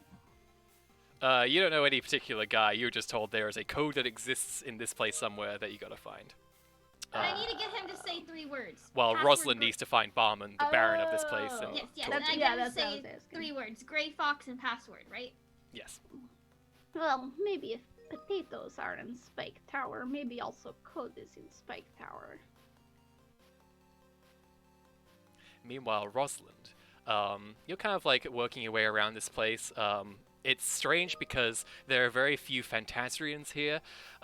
You're unsure if, like, Barman kind of undercut everybody and is now just the merchant prince of Fantasia, or what's going on. But most of these people have very strange wares that they're talking about from different worlds. At this point, you've seen enough of different video games to know, like, okay, weird stuff, whatever. What kind of things are you doing right now? I guess I'm What's Broomtree doing? Broomtree is trying to blend in best he can, and he's kind of like keeping an ear and an eye out to hear any sort of recon that you all might need, keeping an eye on the security situation as well to see if anybody's getting suspicious of things. I don't really know how to blend, so I'm not trying to blend. That is not something that I understand as a concept. So I also don't really understand like tact and how to like, you know, converse with people who don't want me there. So I think I've still just been hounding this guy. Like I've been trying to bait him into conversations to prove I know more about flowers than he does. So I'm like, oh, okay, so you make that kind of rose blend. Actually, the proper way to do it would be to try to graft these two together to get purple roses like this. You hear Broomtree. It says, "Hey, Rosalind, how's finding Barman going?" Oh, right. I forgot. I've been making it my quest to embarrass this man. Okay, that's all well and good, but we also need to figure out something that's going to make a sound loud enough to help when Gloom friend gets to the wall. We need to buy fireworks. Hey, mister, who makes stupid seeds. Do you know anything about fireworks? I do not sell fireworks. Right, because you're useless. Cool. The audacity of some of these people. I don't say it The right. Bowen, look at me. audacity of some of these people. You can see your mocking of his own words is not necessarily what's the I word? have an idea. Oh, go on. Let me know. Okay, so I'm gonna head brain phone Rosalind. Hey, Rosalind, if you're having trouble with the fireworks, meet me by the bathroom. I think I got something for you. Okay, bye, Mr. Man. And I'm like, walk away. Okay, you walk off, you stride across the sort of main ball area and head over to the bathrooms. You see one of the sentinels walking by, just kind of looks at you for a second, keeps on walking by, everything in order, no worries there. Could you please roll a clever roll as you're going? I have a question. Yes. Do we actually use bathrooms in video games? They exist, but you know nobody who uses them. They exist in. Well, it depends on the game. Some games Some games might they don't let you exist. use Like them. houses just won't have bathrooms. Too So many assets, too much to draw. Too many. Yeah, he like purposely bought a house with a bathroom that he knows no one's gonna use. Well, some people might. There are dignitaries from all sorts of games here. You know that your Shim mother definitely needed to use the bathroom. That's true. She had an entire Okay. meter dedicated to it. What did I need to roll? I'm sorry. I Clever. got distracted. Clever. Okay. I got negative. All right, everything seems fine. You go over to the bathroom and you see that that your friend is standing right outside. Hi. Which is to say, Gloomslayer is standing right outside. Oh, okay. Gloomy. I'm alright. Gloomy.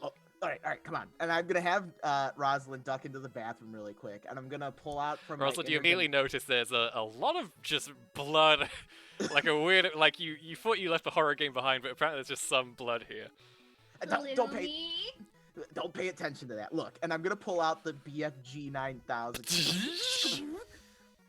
Here, and I'm gonna give up my aspect to destroy anything, and I'm gonna be like, make some noise, and just plop it into Rosalind's hands. Unfortunately, Yes. Rosalind, you lack the equipment slots to equip the BFG, so it kind of clangs down to the ground. Maybe I can talk to Broomtree about getting another equipment slot. Hey, Broomtree. Yes. Broomtree. Hello. I need an equipment slot. Pronto. Do you have the XP for it? I can't do anything without XP. I might. It's been a while since I've seen you. Yeah, it Check. has. What's XP? I'll have to see you in person. Okay, come I in the just bathroom. pick up new guns. What's Hold on, I XP? can't. I need another equipment slot. Broomtree starts making his way over to the blood-splattered bathroom. You mean you just don't have 9 default equipment spots? No, What kind who of has place is 9? this? What? You don't have an interdimensional space and a radial wheel? You could. What is this place? Okay, you and your science and your interdimensional spaces. The It's door. not it's just Do not listen literal. to Gloomslayer, friend. He does not have coin.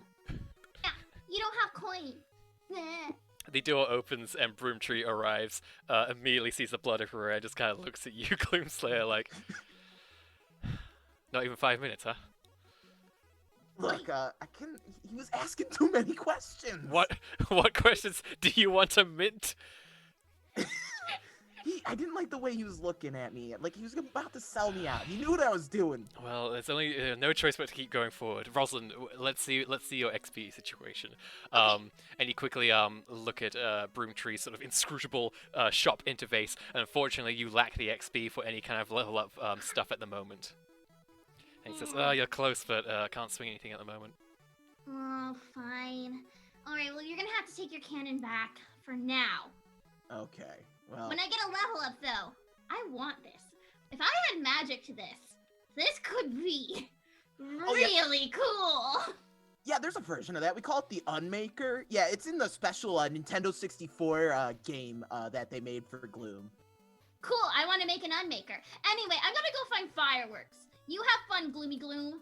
Oh yeah, I'll have a good time. You just let me know when I can like bash one of these toilets and jump down into the sewers. Broomtree kind of looks at you and says, just do it whenever it feels appropriate. Just have nobody watching you when you do so. Look, I'm the best you're gonna get. Actually, I'm the only guy you're gonna get to do this. So, I know. So Broomtree departs again. Rosalind, as you're going back out to the crowds, you start to hear some it's no longer sort of nice ambient music. You hear some dedicated band playing on the floor above you, and it has a familiar cadence to it. Where do I know it from? It sounds metal. No way! I go to the band! Okay, so you rush up the stairs going to the second floor. You're kind of overlooking the sort of opulent furnishings of this place, and you make your way up to this massive grand ballroom, huge chandelier in the middle, bunch of merchants gathered and talking, and at the back, near this huge window, there is a raised stage where you can see none other than the band, Deceptive Confections, rocking out, and you see the familiar silhouette of Danky Kang off to the side. He appears to be chatting with various people, perhaps booking music deals. You're not entirely sure. Dinky! oh hey, what's up, Rosalind? Hey, how's it going? I didn't think you were gonna be here. Real quick, what fancy outfit is Danky Kang wearing? Oh, he's totally wearing like a suit jacket, well-tailored suit, just a suit jacket with the tie, nothing else. But the suit jacket is totally pot leaves.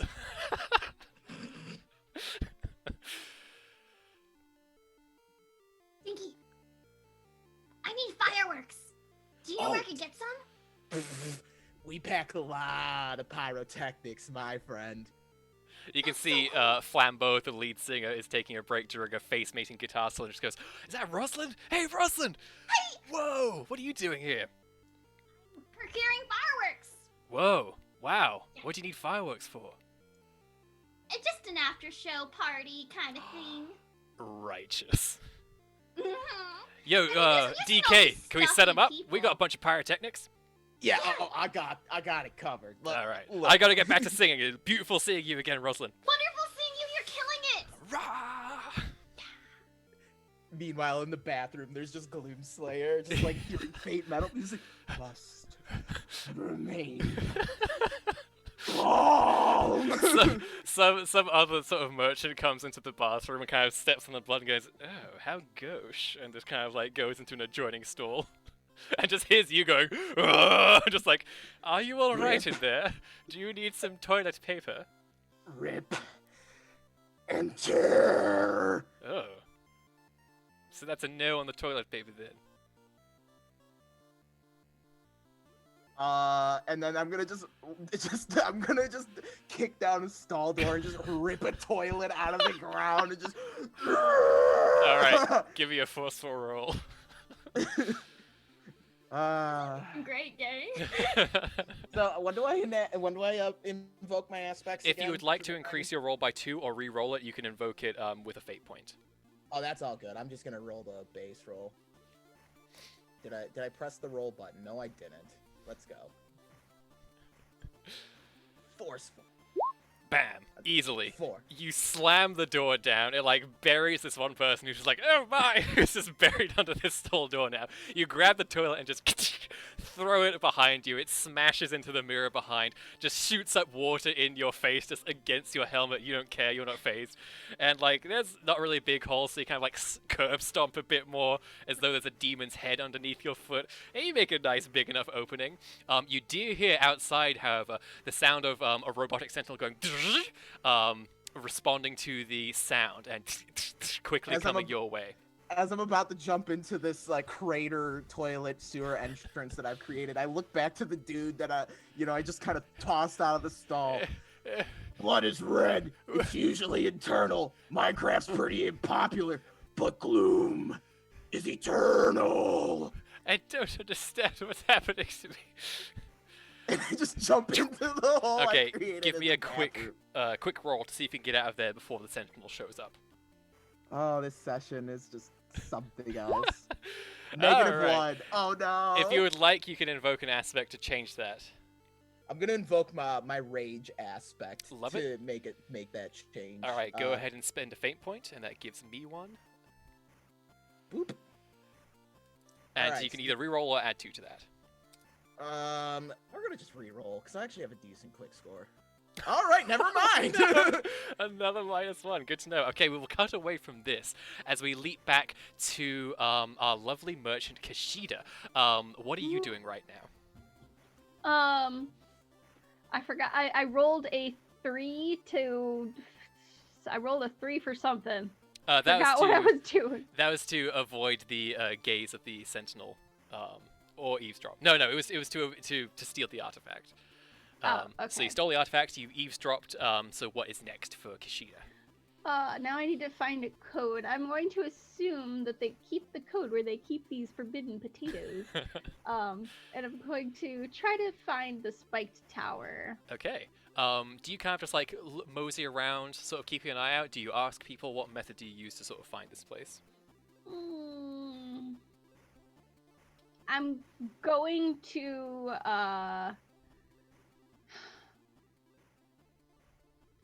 I want to because I don't want to ask anybody because then they'll get suspicious. Does the castle have like a "you are here" like map Interesting. somewhere? I don't think it does, but Okay. you could potentially try and sort of score like a layout map from one of the nearby merchants or something like that. Okay. Yeah, I'm going to enter back into the main area and I'm gonna look for someone who like looks like they're from this game. Okay. Yeah, go ahead and roll clever and see if you can spot anybody who seems like they fit the description. Oh, I got a 0. So here's what happens. You see well. a man, completely bald, sort of dead look in his eyes, very strong jawline, who is kind of just standing there very intensely, wearing a suit with a red tie. And he's just kind of like standing there, and to you it's like, oh, he's standing out, I'll talk to him. So you go over to this man. What do you say? Hello, are you visiting for party or you live here? He slowly turns his head to you and looks. And just there's no soul in those eyes, and he says nothing to you. Kashida has wares and looking to barter. He says, perhaps we could do this somewhere more discreet. And you see he's holding a briefcase at his side, potentially filled with gold and wares of all kinds. Is it kind of like my bag where it's just like you have no idea what's Yeah, in there? kind of. It's impossible to say. It clinks around like there's a ton of stuff in there, but it doesn't look very big. Well, Kashida, do you see bathrooms that most people don't use? Maybe go to bathrooms. Sounds like a plan. Okay. And he starts he separates away from you. Are you going to meet him? We'll meet him in the bathroom. Okay. You go into the bathroom. Go ahead and roll careful. I'm also going to, as I'm going over there, I'd like to alert everybody as to where I'm going. Sounds good. I think I'm still outside of the Got bathroom, two. aren't I? No, wait. You I went to the get second floor. fireworks. Yeah. Yeah. Okay. I got 2. Okay. I'm gonna roll for this person's sneaky to see how your 2 shapes up. Okay. You are completely blindsided when you are Oh. struck on the back of the head with some sort of hard object and Oh. you get knocked out onto the ground. It is. That's where we'll leave it for now. Okay. Uh, Alright, this is fine. Rosalind, you are currently getting fireworks. Is that what you're doing? Oh, I got the fireworks. Okay. You now have just a cheering. crate of banned pyrotechnics stuffed into your inventory. But fortunately, they only take up 1 slot, even though they're a massive crate. That's great. This is working out great for me. I think this doesn't find the barman though. Yes. So yeah, it seems like you will be able to do a distraction when you need it. Hopefully. Now you just need to find Barman and get the audio files you need. Yeah, I look for him. Do I see a guy who's like, whoa, I'm super rich now? He does. A lot of people are saying that, so it's hard to nail it down. He But does. I met him, so I Yes. guess he could have changed his appearance though completely. He does not seem to be in the immediate area, so you could go off looking for him, or you could start asking around. What do you want to do? Broomtree, have you seen Barman? Broomtree kind of listens over and says, "We have a bit of a problem down here. Give me a moment." Problem? I think Gloomslayer's in a bit of trouble. Gotta go. Do you need help? Okay. You know what? I'm just gonna assume that rich people want to be on the top, so I'm just gonna go to like I'm on the is there like 3 floors of this ballroom party area? What's the highest? This castle is huge, so you can just probably keep just going upstairs and keep going until it stops. Yeah, I'm gonna go upstairs because I figure like a rich person wants to stand at the very top and like overlook the ballroom, and be like, ha ha, I'm the biggest rich man here. Like that is in Rosalind's mind what a rich person would do. Sounds good. Yeah, you kind of keep ascending up the stairs, and you kind of go into different floors. There are, different sort of lounge areas, less packed than the other areas you found yourself in previously. You go to another staircase and see that there is a velvet rope, 2 robotic sentinels outside, and this very sort of dapper-looking dwarf who's holding a clipboard, and they kind of look at you expectingly. Hi! Welcome. Please present your VIP invitation. Oh. So I got new power upgrade thing, and illusions are kind of part of fairy magic. Can I try to make an illusory VIP pass? It will be hard, but yes, go ahead and make a flashy roll. Actually, this would be more clever, I think, to immediately come up with a thing. Magic is always flashy. Not always. 0. Nothing happens. I look at it and go, that's not gonna work. You conjure up what is effectively just a blank piece of paper in your hands, like, oh, well, best illusion you've Paper's done. a valuable resource, but... yeah, no, sorry, I'm afraid this is for VIPs only. Please vacate the area. Sure, totally. I'm gonna find a window and scale it, and then go climb the way with mine. All right. So you're going off to find a window. Meanwhile, Gloomslayer, you leapt into the crater that you formed, and unfortunately, you didn't quite judge the size just right. Now your upper torso is stuck, slowly getting drenched by this exposed pipe water that's kind of spilling everywhere, while your lower half is has your legs dangling into the sewer areas below. And a sentinel walks into this place and immediately starts scanning for a perpetrator. What are you doing? I am going to take my super shotgun and I'm gonna just start blasting around me to free my torso. Just Okay. Go ahead and roll quick. Either that or use a chainsaw. Yeah, go for another quick roll. Let's see how you do. Ah! Another -1. You can invoke again if you would like. Oh man, but I only got 2 more fate points left. Oh, You fuck can get it. them back during the adventure through certain ways. All right, I'll use it. Fuck it. Okay, that's another one for me. Thank you very much. All right, I'll take a A 5. 5. Wow, good work. For a second, like the gun stops, and I just kind of smack it. And You fire so quickly, you feel like the red beams of the sentinel very quickly hone in on you with the noise you're making, but there's nothing but a crater by the time you're down there. And very quickly it comes over and you see this red light go down, but thanks to your amazing speed, you've already run down several corridors before this thing has even like caught up to you, which is good because even one glance on this thing can send you flying to a place you don't want to be. Then you just hear, "Oh, what's happening?" And the sentinel says, "You are under arrest." I would like to note that as I'm running, it doesn't seem like Gloomslayer's getting winded, and it's almost like he's not even like, it's more like he's gliding across the You kind of surface move that he's diagonally. running on. Yeah, just Love it. Yeah. So yeah, you managed to get out of that situation very well. So good job. Broomtree is currently talking to you all, saying, "So slight snafu. I'm going to see if I can smooth things over around here and make things look less infiltraty than they currently look. I'll be dark for a bit." Meanwhile, that is what you wake to. Kushida, as you regain your senses, you're in this dark room, and you sort of like open your eyes once again, and you realize that the majority of sort of your outfit has been taken. You're now kind of like in your undergarments, and your items have been taken as well. Somebody has stolen your stuff to be disguised as you.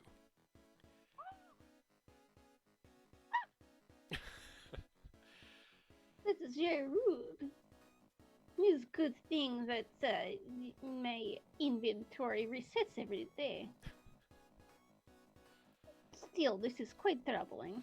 Fortunately, you still have some wares that are simply part of your sort of character more than any inventory you carry. So you still have some stuff, but the majority of your wares are gone. Excuse me, fellow people. Window. Oh, yeah? I have. Rosalind's currently half out a window right now. Yeah. All my stuff is stolen, so do not trust people look like me. Don't trust people who look like you. Yes. Okay. So should we have like a code word that you can say that we know it's you? Cold word is shiny things. Got it. Yes. Do you need help since all your stuff is gone? Cause it has no wares. Okay. So I got some money. Would that help you? I can give you money.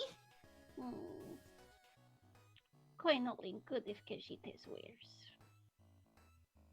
Why don't you find the person who steals it and steal it back?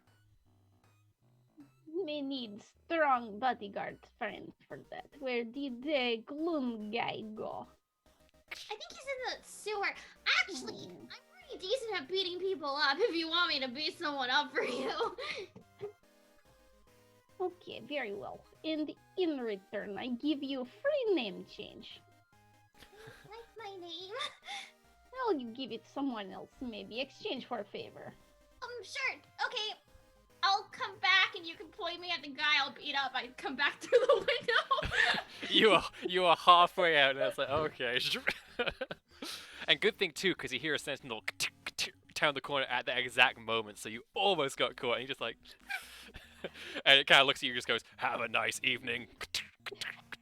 You too, buddy. So you're gonna go meet up with Kushida? Okay. Yeah, you find her. It looks like she has a nasty blow on the back of her head, and yes, indeed, most of the stuff is gone. I wonder if disguising yourself is a status effect I could undo.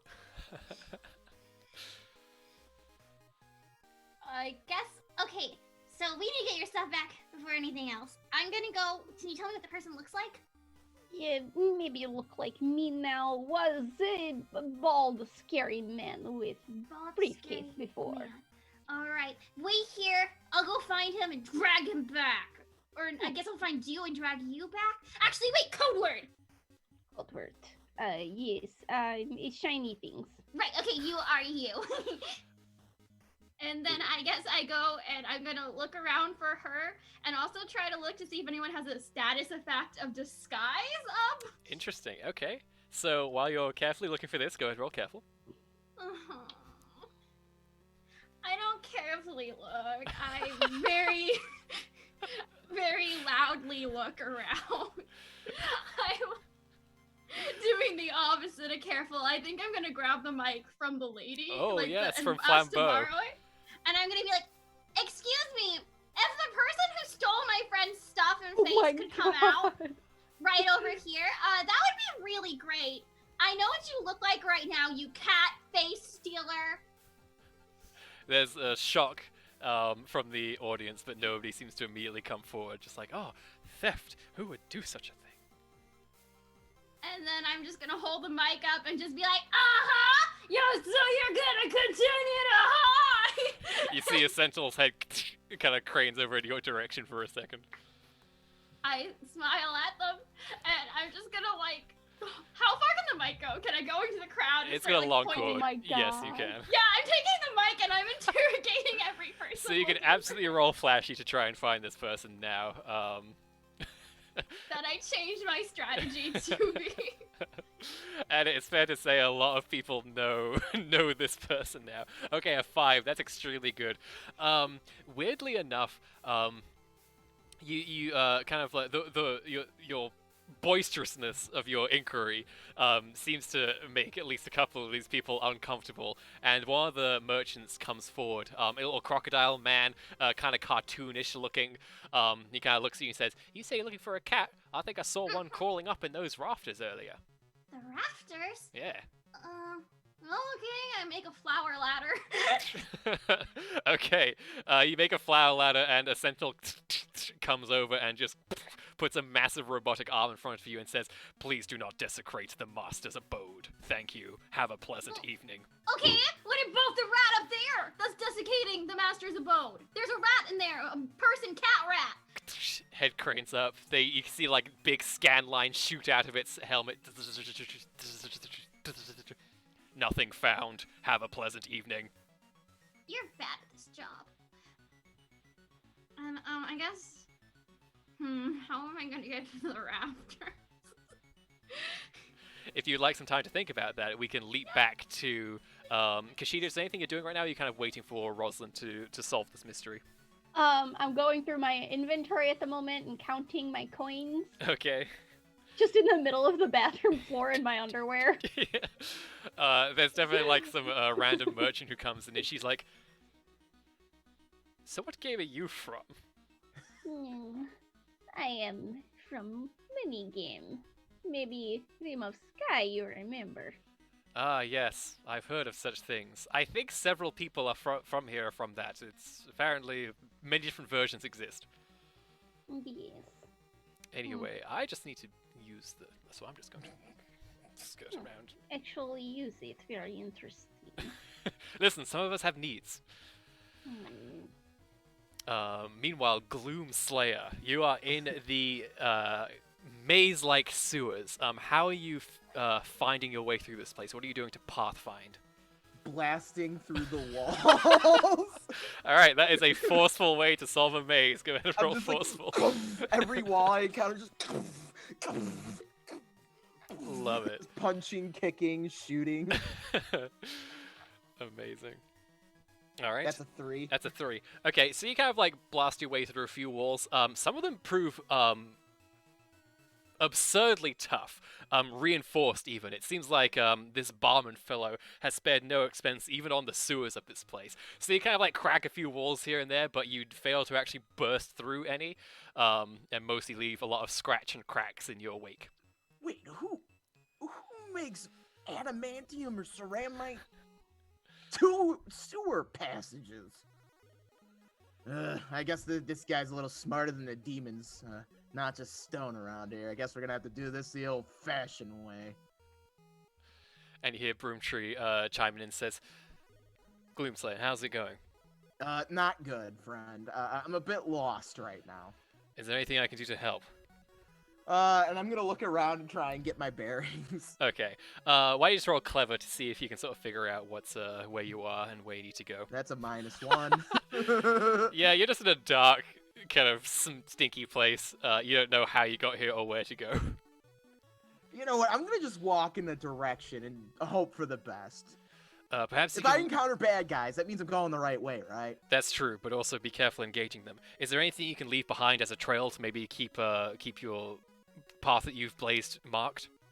I'm gonna take my gun out and then, open it and let the shells hit the ground. Love it. Great. You also notice at that moment there's some toilet paper kind of that's been stuck to your boot this entire time. Oh.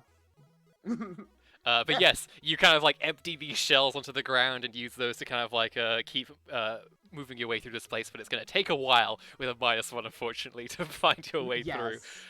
So, cutting back to Rosalind, what is the plan? Well, my plan was really just to yell until I found the person, and that didn't work. So I mean, you know where the person is potentially now. It's just a matter of getting to them. they're up high. I don't know how to fly. I'm kind of just like pouting, looking at the raptors, like, no, you're there.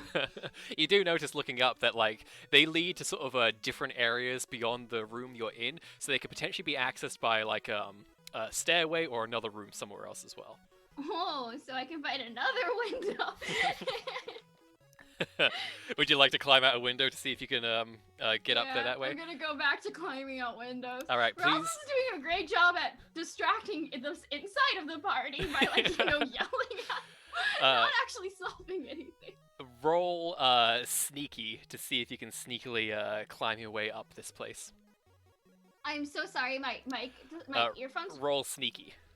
Roll sneaky. Great. Which I don't know if I've ever asked you to roll sneaky before. It's not been a Rosalind thing. It's not a Rosalind thing. Let's see, a 3. Oh, but you're so good at it. All right, yes. You find a window. Nobody's around. You quickly kind of like gently open it and just hop outside, grow some vines, and start pulling your way up. You see the view of the rest of this castle from here, and it's the sun is starting to set this evening. Very beautiful, luxurious view. Barman clearly spared no expense. And you climb on your way up, get out through another window, and you're in this kind of attic area. There's a lot of sort of storage space up here. Various bits and bobs that aren't that are either being kept here so they don't sort of get ruined during this banquet, or otherwise kind of like kept in storage. And you can see access to the rafters and various other parts of the upper bits of this castle area from here. Great. I look for someone who had if he has a status effect, I should be able to see that from like Okay. blinking from far Yes, away. indeed. You search for status effects and for any people who are around, and you see Kashida's up here actually. You don't know how or when, but she clearly made her way up here at some point. And she's just kind of like hanging out, and she's sort of like very close, uncomfortably close to sort of this balcony. So very close to an edge overlooking sort of the beautiful bay. It would be terrible if some vines like just tied them up and brought them closer to me. Before you do that, I'm gonna need a clever roll from you. Oh, clever for what am I doing that's smart? Wait, This is more to see if you can see something. a 2. A 2, okay. I'm also gonna roll something here. I guess it's this, which seems a bit unfair, but okay. So against a 5, there is absolutely no doubt in your mind that this is absolutely the Kashida you know and love. Oh, cool! I asked them the password. I did set this Yes, up. and absolutely. I did You asked the the real password. one too. And Kashida kind of looks at you like it's weird. So she has way less hair than you remember, and like, you know, her outfit still looks beautiful and amazing, but like her jawline is really weird. Her eyes are just dead. Huh, whatever. Anyway, you ask her for the password, and immediately she reaches out, grabs you by the throat, and starts to throw you over the edge of this balcony. I stab her. Okay, let's roll quick to see which of you gets to act first. Okay, I got a 3. 3 versus a -1. Is there anything here I'm going to use? Yes, I'm going to use this person's once per session stunt, which is that they can create an advantage with 2 free invocations without needing to roll. Oh wow. And Okay. that stunt is called Setup, because little did you realize you have fallen into a very complex trap. Neat. So I'm gonna put 2 free invocations of trap out here. You reflexively react to this person. They're going to invoke their trap to get a free reroll. Getting a 3. Oh I'm gonna no! use my thing recklessly danger because I'm just stabbing something and that seems reckless to get a +2 to my 3. This is more the reaction prior to the stabbing. No, all right, it sounds good. It sounds good. Yeah. Okay, so go ahead and roll. Spend a fate point. Yes. Giving me 1 in return. Thank you for that. That I'm sorry, but So that's now a 5 for you. So you do get to act first. Little do you realize that there is an absurd contraption set up all around you. There is a piano above your head. The balcony itself is crumbling and about to break any second now. And there's also just a series of like armor people, suits of armor set up with like loaded crossbows, who look like they aren't like any people there. It looks like they are just got strings around to fire these as a contingency plan if required. So you see, whoever this person is, they're trying to straight up kill you right now, and you have no idea why. So you get to act first. Go ahead and roll forceful or a quick just stab in the face. I'll go with forceful. 'Kay. It's a forceful stab. Sounds good. I got a 3. They're going to forcefully take it. And they also get a 3, which means, let me just double check what damage does on a tie. On a tie, the attack doesn't harm the target, but you gain a boost. So I'm just going to give you a boost called initiative, since you have seized the initiative. So that's happening. Meanwhile, what is the real Kushida doing? After ensuring that all my coins are in place, and it was just my stuff that was stolen, Kushida feels a little bit better. And, Kushida cannot go out to formal event in underwear. It's very, very unprofessional.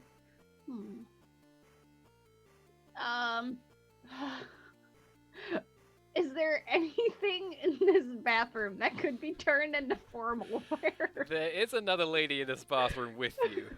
Aside from that, there are some lovely curtains.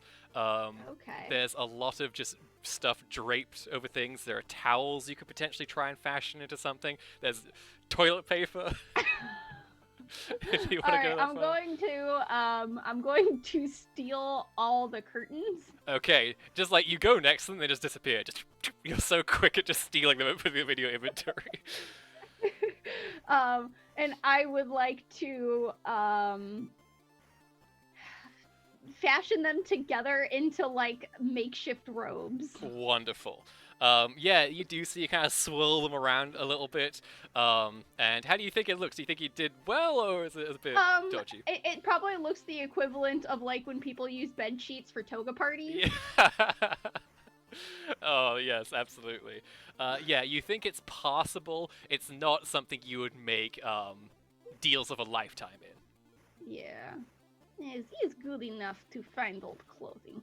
Alright, let's go now. Okay, where do you want to go? So is Rosalind still like looking for Michael? She is, yes. She, in the process of looking for your assailant, she confronted them and is now in a pitched battle against them and unable to really telepathically speak right now. Alright, Kushida has no wares, so she's going to, I would like to invoke my snake oil salesman Okay. aspect, so I'll use that as my free, invoking of the aspect to, Okay. wander around and try to sell people blessings, because my new robes look rather monkish, Love right? it. So Probably. we can say the stolen artifact you got was basically some sort of holy symbol looking thing. Mhm, So you kind there of we use go. it with your outfit to kind of be like, I can sell you blessings. So we can spend that boost. I sell you many blessings and free passes to good afterlife. Oh, afterlife, you say? Go ahead and roll flashy to sell this.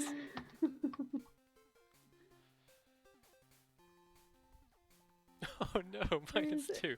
Oh no! But you did invoke the thing, so you already get a free reroll or a +2 if you would like. We'll do the reroll. Sounds good.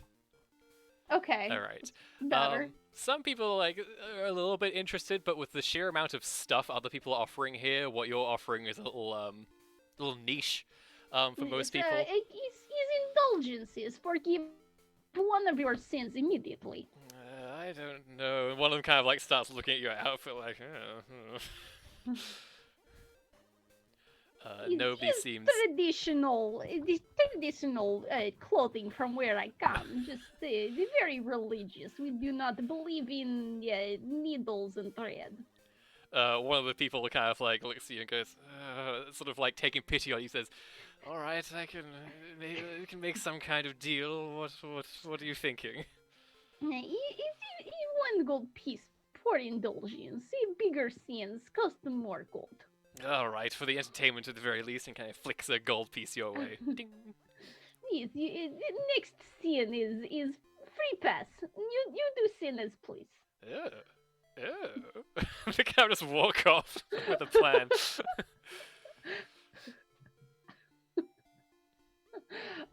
Yeah, and she'll just kind of keep doing this, going around, just using it as a way to make money, but also partially to just like have an excuse to talk to people and look Yeah. for my clothes. Yeah, go ahead and roll clever to see if you glean anything. And during this time, Broomtree kind of like talks on the telepathic line and kind of like reaches out to each of you and says, "Okay, how's everything going? How's the plan going? Everything going smoothly?" And we No, see it's not- we see it is not Rosalind smooth. getting throttled in a pitched battle with an assailant on a balcony. We see the Gloom Slayer desperately, hopelessly lost in a series of interconnected tunnels, and we see Kushida effectively begging, trying to get some semblance of getting out of this place. And that is how the heist is going so far, and that is where we will take our break, everybody. Thank you for joining us. I am very excited to see where this heist will go next, so don't go anywhere. We will be right back. And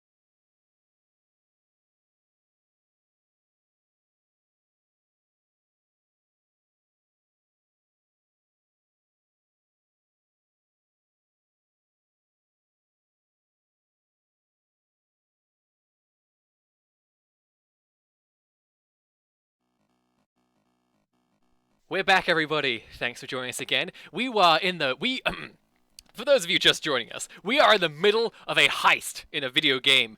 Our intrepid heroes are trying to access the vault of one Baron Barman, a guy who used to be a barman in this world of Phantasia, who has since risen up and become something far greater in his pursuit of wealth. So now these three, plus Broomtree, their guide, are going to steal all his stuff. But to do that, they're going to need ways past the various obstacles, and right now it's not going exactly according to plan, but it doesn't mean it's not going somewhere. So let's dive right back in. Rosalind, yours was the most urgent of things, so let's deal with you first. You are fighting an assailant who is currently dressed up in a both very good and very terrible disguise of Kushida, and they have set up this trap that you have somehow stumbled into. What are you doing? What is your response? Oh, sorry. Actually, we were going to resolve your attack that you did before we cut away. Yes. So awesome. You got a 3 on that attack, and that person. Oh no, yeah, this person took it, and they just got a 1 that gave you a boost. Yes. So now it's actually their turn, and they are going to use their. I don't know. Out of their inventory, you see that they just grab a very shiny coin and just kind of flick it onto the ground, and you feel yourself just compelled to look at this coin, and they're going to try and create an advantage with a 1, which is insufficient to create an advantage unless I spend a fate point, No! which I'm going to do. Let me just see if there's an aspect that really works for this. Honestly, there isn't. So I can't really justify doing anything to this roll, so we're going to keep it like that. So you see the shiny coin, you're compelled to look at it. There is some sort of, you don't know if you call it magic, there's some kind of game mechanic trying to influence you here, and you break free of it, perhaps thanks to the Maya's influence on you. But yeah, you shake it free. This person does not seem phased, really. They just seem like so cold and deadly. So what are you doing? What is your deal? Just staring at you. Oh god, okay, blow him up. All right, so you're just gonna pick up a bomb and just boom. Yeah. Love it. All right, that's a forceful bomb right there. He's just gonna take it, so he's gonna roll forceful 2, and that is a 2. So you managed to deal 1 damage, and I'll tell you right now, judging by the look of this person, you just eliminated 1 of their 3 stress boxes. Thanks to the being in Phantasia, actually, you would see health bars, so you see about a third of his health go away. So good job there. He is going to take this opportunity to kind of ensure that the trap goes off, pulls out a gun, and just shoots at the wire holding up the piano while ducking to the side, and is going to drop this piano on you. So how do you respond to a piano falling on your head? So I have a boost, right? Yes, you have the initiative boost if you would like to use that on something. Yeah, I would like to be faster than Okay. the piano. Go ahead and roll quick, and you can add that boost if you would like to it. You know what? No, I'm not that fast. I want to be more forceful than the piano. I want to have the piano try to clash down on me. I want to take my sword and I want to swing it away in my tiny fairy body. Okay, I suppose that would be a forceful way to do it. You can go ahead and roll forceful. As the piano I got falls a 5 down. plus the Goodness. boost. Okay, so that boost is now going to be gone, so you got a total of 7, which is mightily impressive. Let's see, this person's going to roll to see if they, do anything, which, good luck. Good luck with that. They get a 1. I'm not going to bother doing anything with that. The piano falls. You spin around the elven blade, the gift to you that was imparted by Princess Bane, and you slash it through the middle, and with inexplicable force, it just flies off to the sides. The physics engine of Phantasia fails to support it, and keys just start flying everywhere and ragdolling all about, smashing into the place. You just hear durn, durn, durn, durn, durn. As this piano is utterly obliterated and you completely unharmed. And the assassin doesn't seem to respond in any way. Oh, you're supposed to have an expression! Let's jump back. It is your turn now. What would you like to do? Yeah, I guess I'm gonna just stab him. Okay, another forceful attack. He's just 5. gonna take it again. With a 6. Oh, You kind of stab at him. You sort of stab him in the shoulder, and like blood starts to trickle out. And like this guy's clearly a human of some kind, but he just doesn't care about being stabbed, and it's chilling. He's gonna take that opportunity to pull out a rubber duck, what?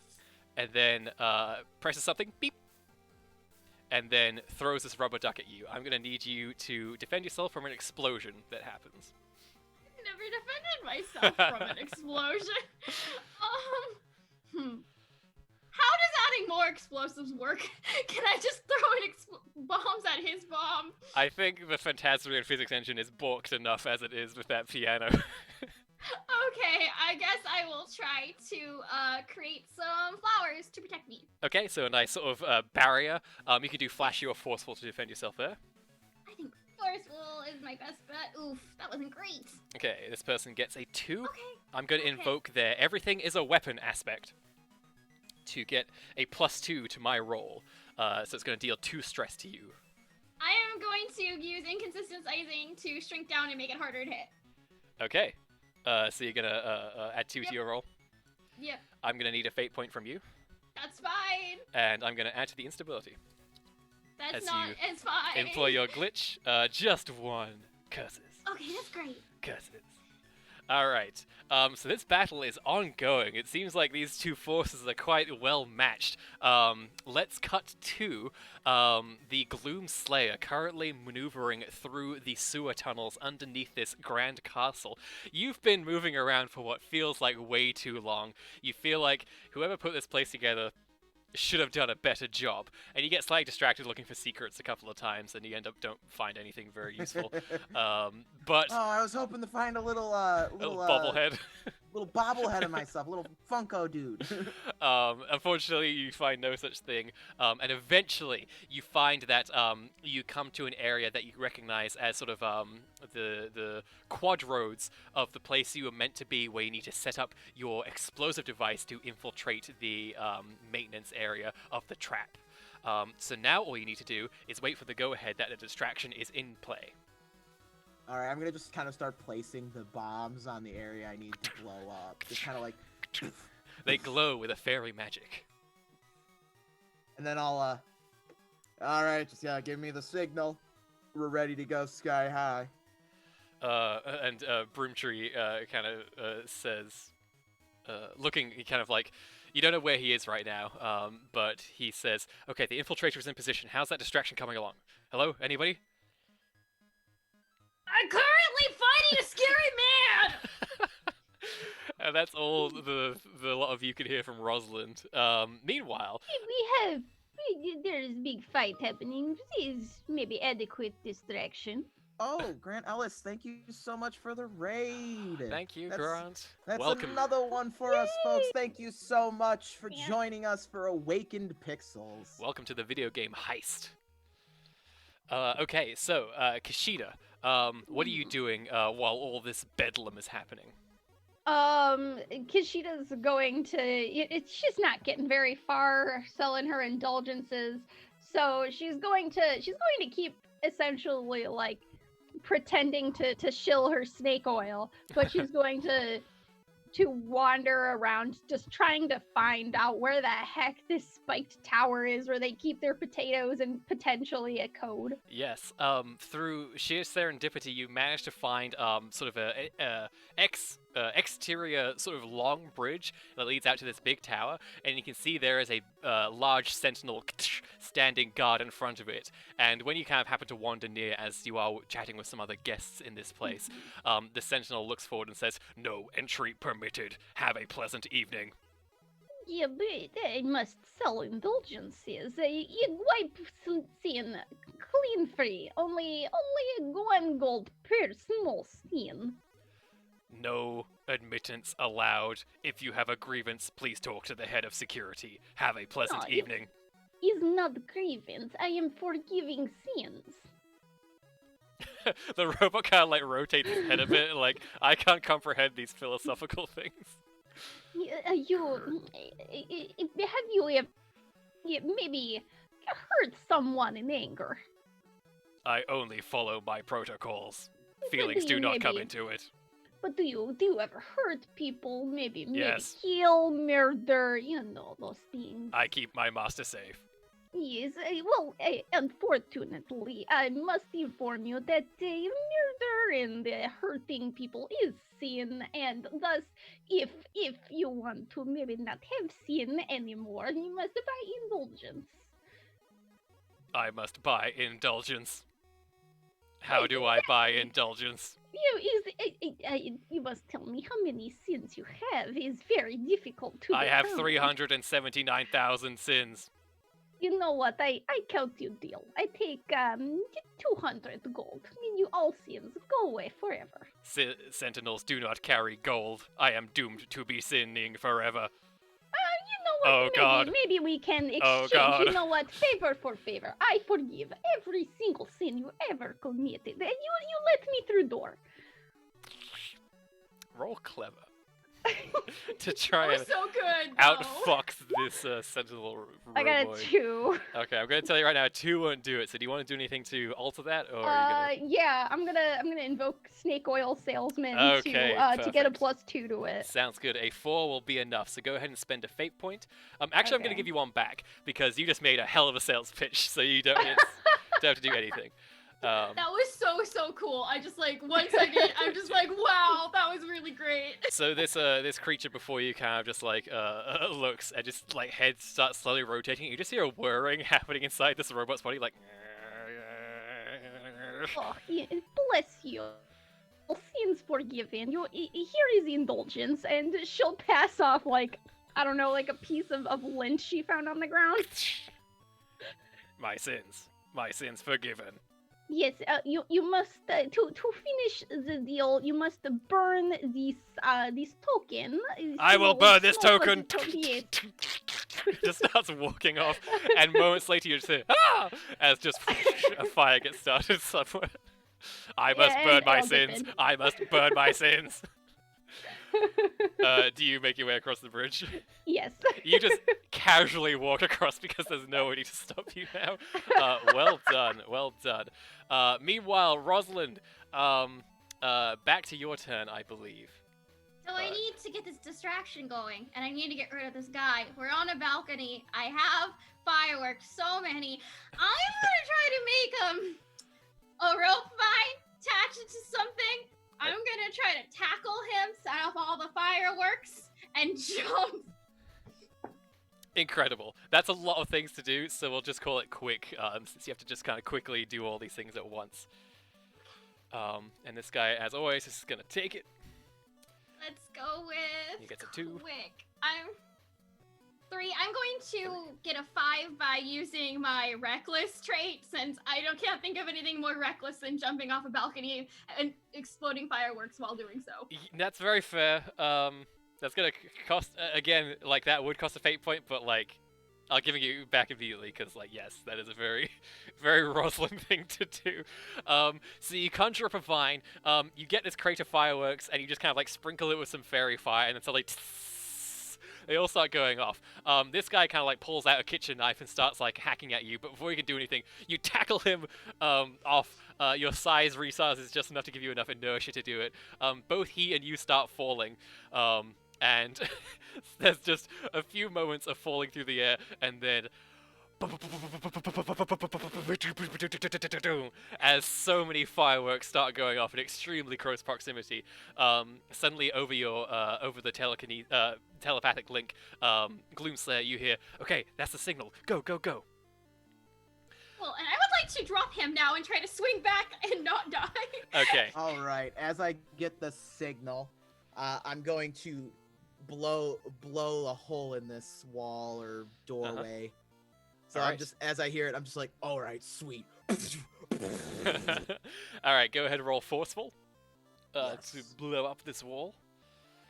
And if you need to, there's a free invocation of magic is better than science that you can use. I'll use my free invocation. What does that do for me again? +2 or reroll if you need it. Yes. Let's see. What did I roll? I'll just take the +2 to that. Make that a 6. Fantastic. That is sufficient to blow through this fortified wall, and with a series of fairy cluster bombs going off, and with the smoke clearing, you can see that you have blasted your way into the next sort of maintenance area of this place. And looking As I'm, forward, sorry. As I'm dusting my hands off, and Gloomslayer's like, and they said I couldn't blow a hole in the surface of Mars. Then this door, ain't nothing that can stop me. Ahead of you, you see like a large sort of industrial area, and at the very end, there appear to be some electronics kind of set into the wall. A simple jaunt to the end, and you'll be able to get to what you need. Yes, and every bit of electronics I run into, I'm just smashing in classic Gloomslayer fashion. Just. Before you get too far, however, there is a sound that you're not necessarily unfamiliar with, as suddenly a grid of laser beams crisscrossing in various random directions fills the room ahead of you, completely blocking your access to the electronics that you need to get to. There's a laser grid. I'm not one for doing the limbo much. I don't even have a crouch button, so this is gonna be a bit of a struggle on my end over here. You hear Broomtree say, "Oh, he's installed even more security. All right, you just need to find a way to get through there with agility. I suppose that's let's see." Agility? You mean I can't just blow something up and make it all go away? You could. God, this whole peaceful solution thing sucks, man. I don't know what to tell you, other than we have faith in you, and the plan depends on you. So hopefully you can figure something out. Meanwhile, Broomtree is also asking, like, Rosalind, are you there? And while you hear this, Rosalind, you are hanging from the vine, this crazed assassin, like, holding onto you while this is happening as well. You are not necessarily built for holding on to such things with such strength. Yeah, in this final moment, go ahead and roll, tell me what you're doing to shake this person off, otherwise get rid of them. You know what? First, I want to pickpocket her stuff back. Can I try? Oh, interesting. Can I attempt to do that? That sounds hard to do, but I'll let you roll sneaky to attempt to do it. They are currently wearing clothes, so it's going to be quite a feat, but I have faith in you. You know, maybe I don't want to pickpocket. Maybe I just want to look down, and I'm like, if you want to survive, you better give all that back. And the knife comes your way. Okay, fine. I kick him. Okay, let's do a contested roll here. So this is going to be both your attack and your defense. And same for him. I'll go with forceful. Okay. You get a 6. He gets a 2. I'm going to invoke everything as a weapon to get a reroll there for a 5, which means that you successfully manage to like kick this person off of you, and they sort of like reach up to grab you, and they just start falling and falling and falling, just still with a dead look in their eyes the entire time. And you can see various kind of bits and pieces that they had taken just falling out, like various wares that belong to Kushida just flying through the air. I'm trying to catch him with vines. Just catch him and bring him to me. You managed to kind of rake up a few things, which is effectively the loot this person dropped as he fell silently and disappeared into the bay below, surely dying from such a height. And yeah, you're in a very awkward, weird position right now. The balcony you're on is currently crumbling with all the fireworks going off everywhere. You're being deafened by the sounds and blinded by the lights. So we'll say that you just need to untangle yourself a little bit, so we'll cut away while you do that. Meanwhile, Kushida, you are walking towards what you assume is a spike tower, and you assume this because it is a grand tower that has a number of very sort of artistic spiky protrusions on it. And I was not allowed in it, so. You certainly weren't, yes. Yeah, before long you may get to the front door that leads into this tower. You gently open it, looking inside, and it looks like some very sort of simple chambers. There's a little spiral staircase going up to another room as well. And there are a lot of crates around as well, but nobody else seems to be here. It looks like you could potentially search through this place to look through what you're here to find. Yeah, I'll start like opening crates and be like, here's potatoes again. maybe take few good potatoes, but do not need so many. So for finding the code, you're going to need to get a cumulative roll of 10. So the only thing is going to be how many rolls is it going to take, and that could influence certain things. So how are you going about searching first of all? Are you just kind of like looking in crates and everything? Yeah, I'm gonna. I don't really need to be sneaky or anything. I'll just do it as quickly as possible. So Sounds I'll good. search quickly. All right, go ahead and just kind of search through things. A 3. Got a Okay, 3. so yeah, 3 out of 10. Sounds good. Okay. Um, So I'll be done with that floor, and I'll go up to the next floor and Mhm. do it again. And yeah, there's a weird amount of vegetables and things here. yeah. Okay, yeah. I take like maybe. There's probably a lot of duplicates of vegetables, but I'll take like 5 of everything. Yeah, just have a nice sort of even amount of stacks of things just in case you need Yeah, them later on. exactly. Sounds good. All right, you're halfway to potentially finding what you need to find. At this point, Nothing. you hear that there is a rattling at the door that you came in through, and somebody has entered the area just below you. Hiding might be good, or anything else you think is appropriate in this situation.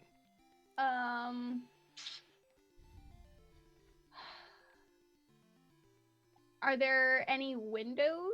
Yes, they're kind of small, slitted windows, but as a cat person, you Oh. could easily kind of like slip out of them. Yeah, it's kind of what I want to do. I want to like use my claws to come out and just kind of hang on to the Love side. it, love it. Okay, roll sneaky, and we'll see how well this person can spot you. Got a 3. Okay, you immediately notice just kind of one of the house guards of Barman is just kind of like walking around here. Sort of notices that some of the crates are a bit out of order, just like, oh, those crates always open to, oh, it's just vegetables, who cares? Kind of like looks over to your window, starts walking towards your window that has just a couple of claws sticking out of it as you desperately hanging on the edge. And he sort of like looks out and goes, oh, sun's gone down.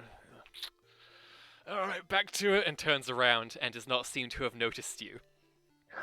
And soon leaves this place. It's a close one. You gonna keep doing quick searches? At this point, Kashida is going to start doing sneaky searches just to Alright. like try to not to make any noise, putting things back very carefully where as she found them. Sounds good. Go ahead and So, roll yeah. sneaky. A 4. All right, with that is sufficient to find what you're looking for. And this is interesting. You find it's the reason you didn't find it so quickly is because it was actually in plain sight. On one of the desks in this room, there is a slip of paper that is just perfectly on this desk in front of you. And you pick it up, and it is a 3-letter code. Oh, sorry, a 3-number code. Sorry, Okay. 4-number code. Almost got 4 there. number code. Yes. And I'd like you to roll clever for me. Okay, clever. 3. You distinctly remember that Broomtree said you're looking for a 10-digit code. Ah. So this code does not seem to be what you're looking for. However, with your search, you discovered that under one of the large plant pots in this place, there was a floor safe. And you get the feeling that this code is to that safe. Oh, yes. I will open the safe. Okay, you punch in the code, which is 0451, and it opens up. And inside, there's a bit of gold. There's, a decorative-looking jewel that's in there as well. But most importantly, there is another slip of paper. This one far finer, far grander than the last, glowing even with a 10-digit code. Ooh. And you have successfully discovered the code to Barman's vault. 1, 2, 3, 4, 5, 6, 7, 8, 9, 0. This is a bad code. This is terrible code. Yeah, well, take the money anyway. Okay, you quickly loot the rest of the stuff, slam the thing shut, put the plant back, and go as though nothing happened here.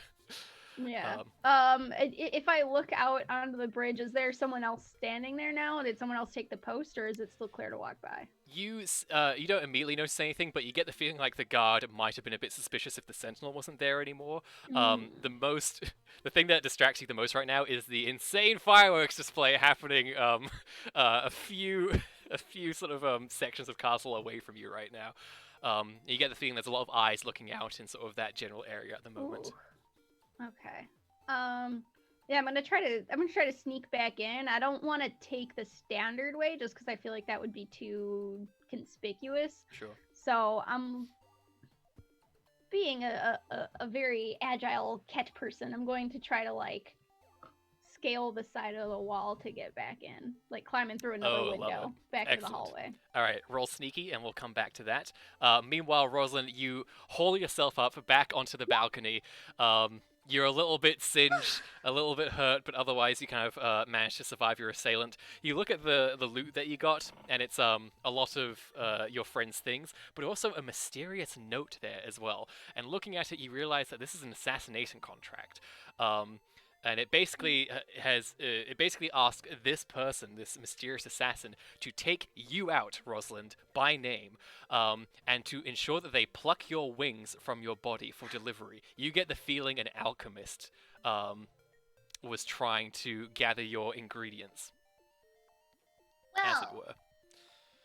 I am very annoyed. Whoever did this. Well, I'll worry about that later. Cause you know what's not now. I gotta Scale this wall too and try to find that way to the area I was before and go through it. Yes, which is easily done, more or less. You're kind of carrying a lot of stuff at this point, so you're a bit encumbered, but you manage to get through eventually. Actually, wait. Now that we're both on the wall, do I see her? With her sneaky roll, unfortunately, you don't. Does she see me? Yes, you do see Rosalind sort of brushing herself off, gathering up your stuff. Oh, you're muted.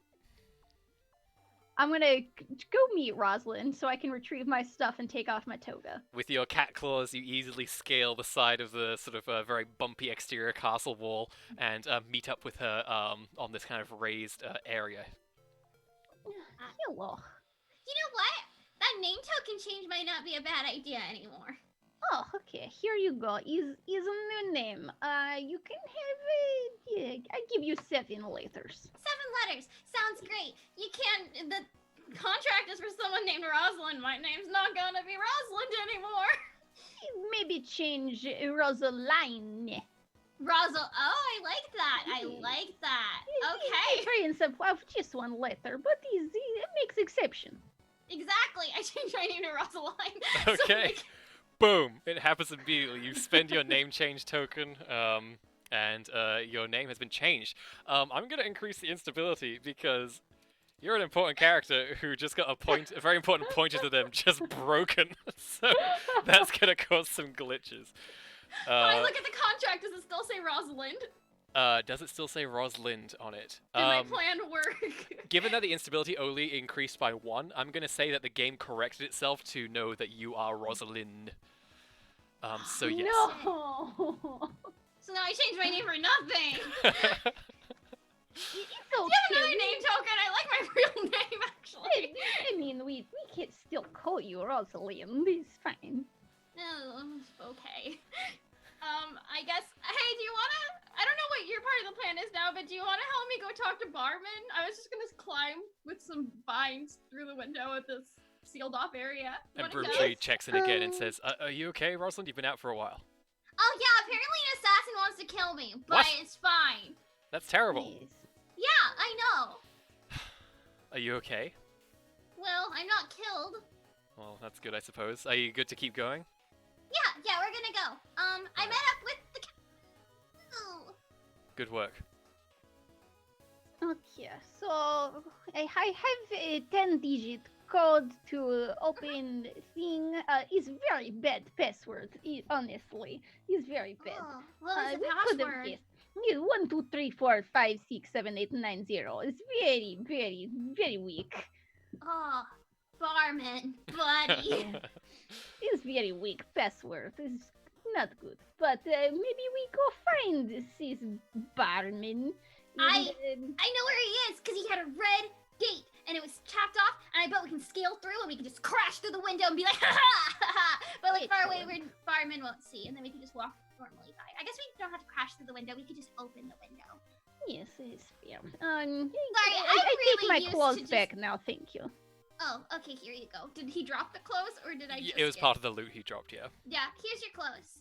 Okay, thank you. Take off toga thing. You immediately change out of your impromptu toga back into your beautiful formal wear. It's as though there's no hair out of place. It goes back perfectly on again, as is the magic of video game outfits. And why don't you both give me sneaky rolls to try and infiltrate the VIP area? Meanwhile, the Gloom Slayer, before you are dozens and dozens and dozens of scary red lasers. What is your plan, if any? boy. You know what? I'm gonna kind of try and like platform around them. Ooh, interesting. Using your jumping powers. Yes. The newer games have really stepped up the platforming lately, so I might as well give it a shot. Yeah, we're gonna try and jump around all this. Okay. All right. Would you say you're taking sort of measured, careful jumps? Are you being... Nah, this kind of platforming is that I'm just trying to jump over everything. Sounds good. Roll forceful to brute force your way past this obstacle. That's a 4. That's very impressive. I'm going to roll just a laser attack against you just to see if that is sufficient to do anything. That's a 4. Oh no. So let's see. On a tie, you don't actually get hit, but the lasers get a boost? That doesn't make sense, so I'm just going to say they don't. Okay. So he pulls out the shotgun and he's like, "Oh, I haven't used this new toy yet." And it shoots like a chain out the bottom, like with a hook on it. It beds in the wall and it just over all the lasers. I think like you cross one laser, but it's like on your the armored part of your helmet, so it just kind of leaves a very faint paint scar more than anything else. The suit gets burned off by the lasers, and it's just the power armor when I land on the other side. Just Only the bow tie remains. only the bow tie remains. The rest was burned to cinders. Uh, That is the boost they get against you. They destroy your full wear. All right, I'm in. The suit has been destroyed. I'm sorry. Give my apologies to the tailor. But I'm on the other side now, past the lasers. Okay, well that could be a problem later on, but as long as you can remain stealthy, we can all get down to the vault without you needing to get into... Listen, I know it's hilarious, but honestly... Tree, you are the funniest guy I've I ever know. met. Boop, it hangs up. It's telepathic, it doesn't... Oh, wait, how did he do that? All right, I'm hanging up. Nope, I can't hear you as you're La, la, talking. la, la. Can't hear you. La la la la la la la. And you both hear this entire exchange as you're desperately trying to like stay composed and quiet, just da ba da ba da ba da ba da ba da in your And head. he's like humming like to himself, just like all the Doom soundtrack. Yeah, I love it. All right. So with those sneaky rolls, I'm gonna see if one of the Sentinels notices you. And they're not terrible at noticing things. They get a 4, which means they're gonna notice both of you immediately. Unfortunately, would either of you like to invoke anything against that roll just made? What do I got? Yeah, I'm gonna do reckless, and I'm going to blow glitter in their face so they can't see as well as they're like robot eyes.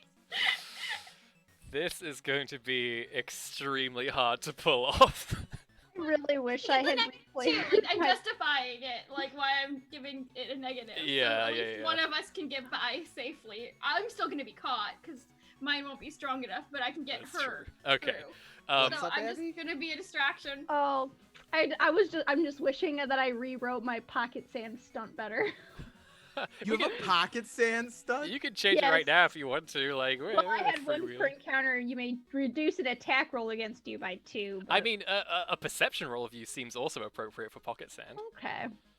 Pocket sand. If you would both like to Pocket throw sand. glitter and sand at this thing simultaneously, I think that could actually have an effect Yes. against its glass eyes. All right, so if you would both like to spend a fate point, then you can do that. Okay. And that means I get more fate points. Thank you very much.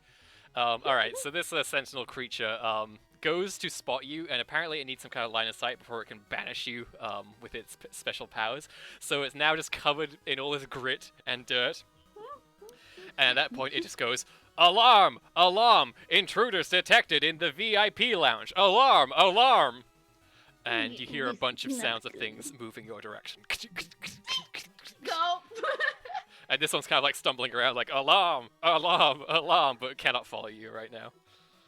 Okay, hurry, get inside. Yeah, the we just run into VIP. the VIP lounge as fast as we VIP is seen many times. Need many indulgences. So there are various sort of adjoining, like gallery rooms here. Some stuff again that's kind of in storage while the main banquet is happening. From the sounds of things, the VIP lounge is kind of like in a central area in this place.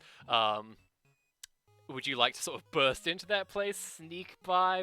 How are you going about this as various sentinels are coming your way? Rosalind would probably just burst in and be like, "Hi, barman!" See how that works? But there is someone else with her, and if they have a better plan. He did promise. I me don't he have was a better gonna be That's plan, fine. unfortunately. That's fine. You can just straight up Yeah. burst into the VIP place. He did promise me he would look for a map. I remember this. I'm It's gonna true. go and like. You do. You burst in, and like there are very there's a small amount of like very powerful seeming merchants here from all sorts of places. Beautiful recliners, lots of delicious food, a big disco ball just shining at the top of this room as well. And as you burst in with your friend behind you, you can see Barman sort of spins around on a chair that he's sitting on, aghast by what's happening here. But there's only one voice that can that he recognizes that it sounds like that, and he looks at you and goes, "Well, well, well, if it isn't my fairy friend, stand down." And all the sentinels that are coming for you immediately disengage, but all of them stay perilously close to you as well, ready for any sudden movements, as it were. And Barman looks at you and he goes, "Rosalind, it's been a long time. Rosalind now. Got an old name change, did you? Good for you, I good for you. did, I also did. did. I'm a baron now. Baron Barman." Hey, congrats, that is so cool. Oh, it is indeed. Yep. Looking to expand my enterprise, just as I said I always would. How do you like my castle, by the way? Bit of an increase of standing from the old tavern. Is there anything around the castle that's gray? Like In- is like there in like the a room? gray curtain? Yeah. What? Sure. What do you see I that's kind great? of point to that. I'm like, that's super pretty. What color is that? What kind of fabric is that? Would you say? He looks at it and he says, "Oh, that's some of the finest fabric that you get from oh gosh, what game was it? Cry Far. Yeah. There's some Cry-Far? kind of animal you can kill that's got the softest stuff. It's really Softest stuff? luxurious." Oh, okay. So would you say it's more like silver or more gray? I can't really tell. Listen, I'm a man of simple pleasures. I don't really care too You much don't about really know? specific colors. I'm really into fabric because I just figured out you can change clothes. Yeah, world's a wonderful place once you get a little bit of wealth under your belt. If I may, Rosalind, you did kind of break in. Rosalind. Sorry, Roslyn. Do not mean any disrespect. You broke into my VIP lounge, and I don't did recall do that. giving Yeah. you an invitation to this party. So, Yeah, what's going you on? owe me a map. Um, You told me you would look for a map. Who's that? Hello, this is your yes. friend. Yes, I was invited to party. I'm Kishida, the merchant. Oh, Kushida. I've heard much talk of your wares. Yeah, yes, as long as you have coin. I have the wares. Yes, Rosalind friend is seeing eye fairy. Is my +1 to party. You got an awfully loud seeing eye fairy, that's for sure. Well, how am I supposed to not bump into things if she's not screaming at me? Exactly. Fair enough. Still though, But eyesight comes and goes. He's fine now. certainly. This VIP area is off limits to those without a VIP pass, though, so I'm gonna have to get my little sentinels there to escort you out. And suddenly, Well, I was invited here. Yes, may not be VIP myself, but I know Kishida knows VIPs are very sinful people. They must want indulgences, get rid of sins, make their souls pure white again. Oh, you should really take her up on that. You don't want to have a dark soul.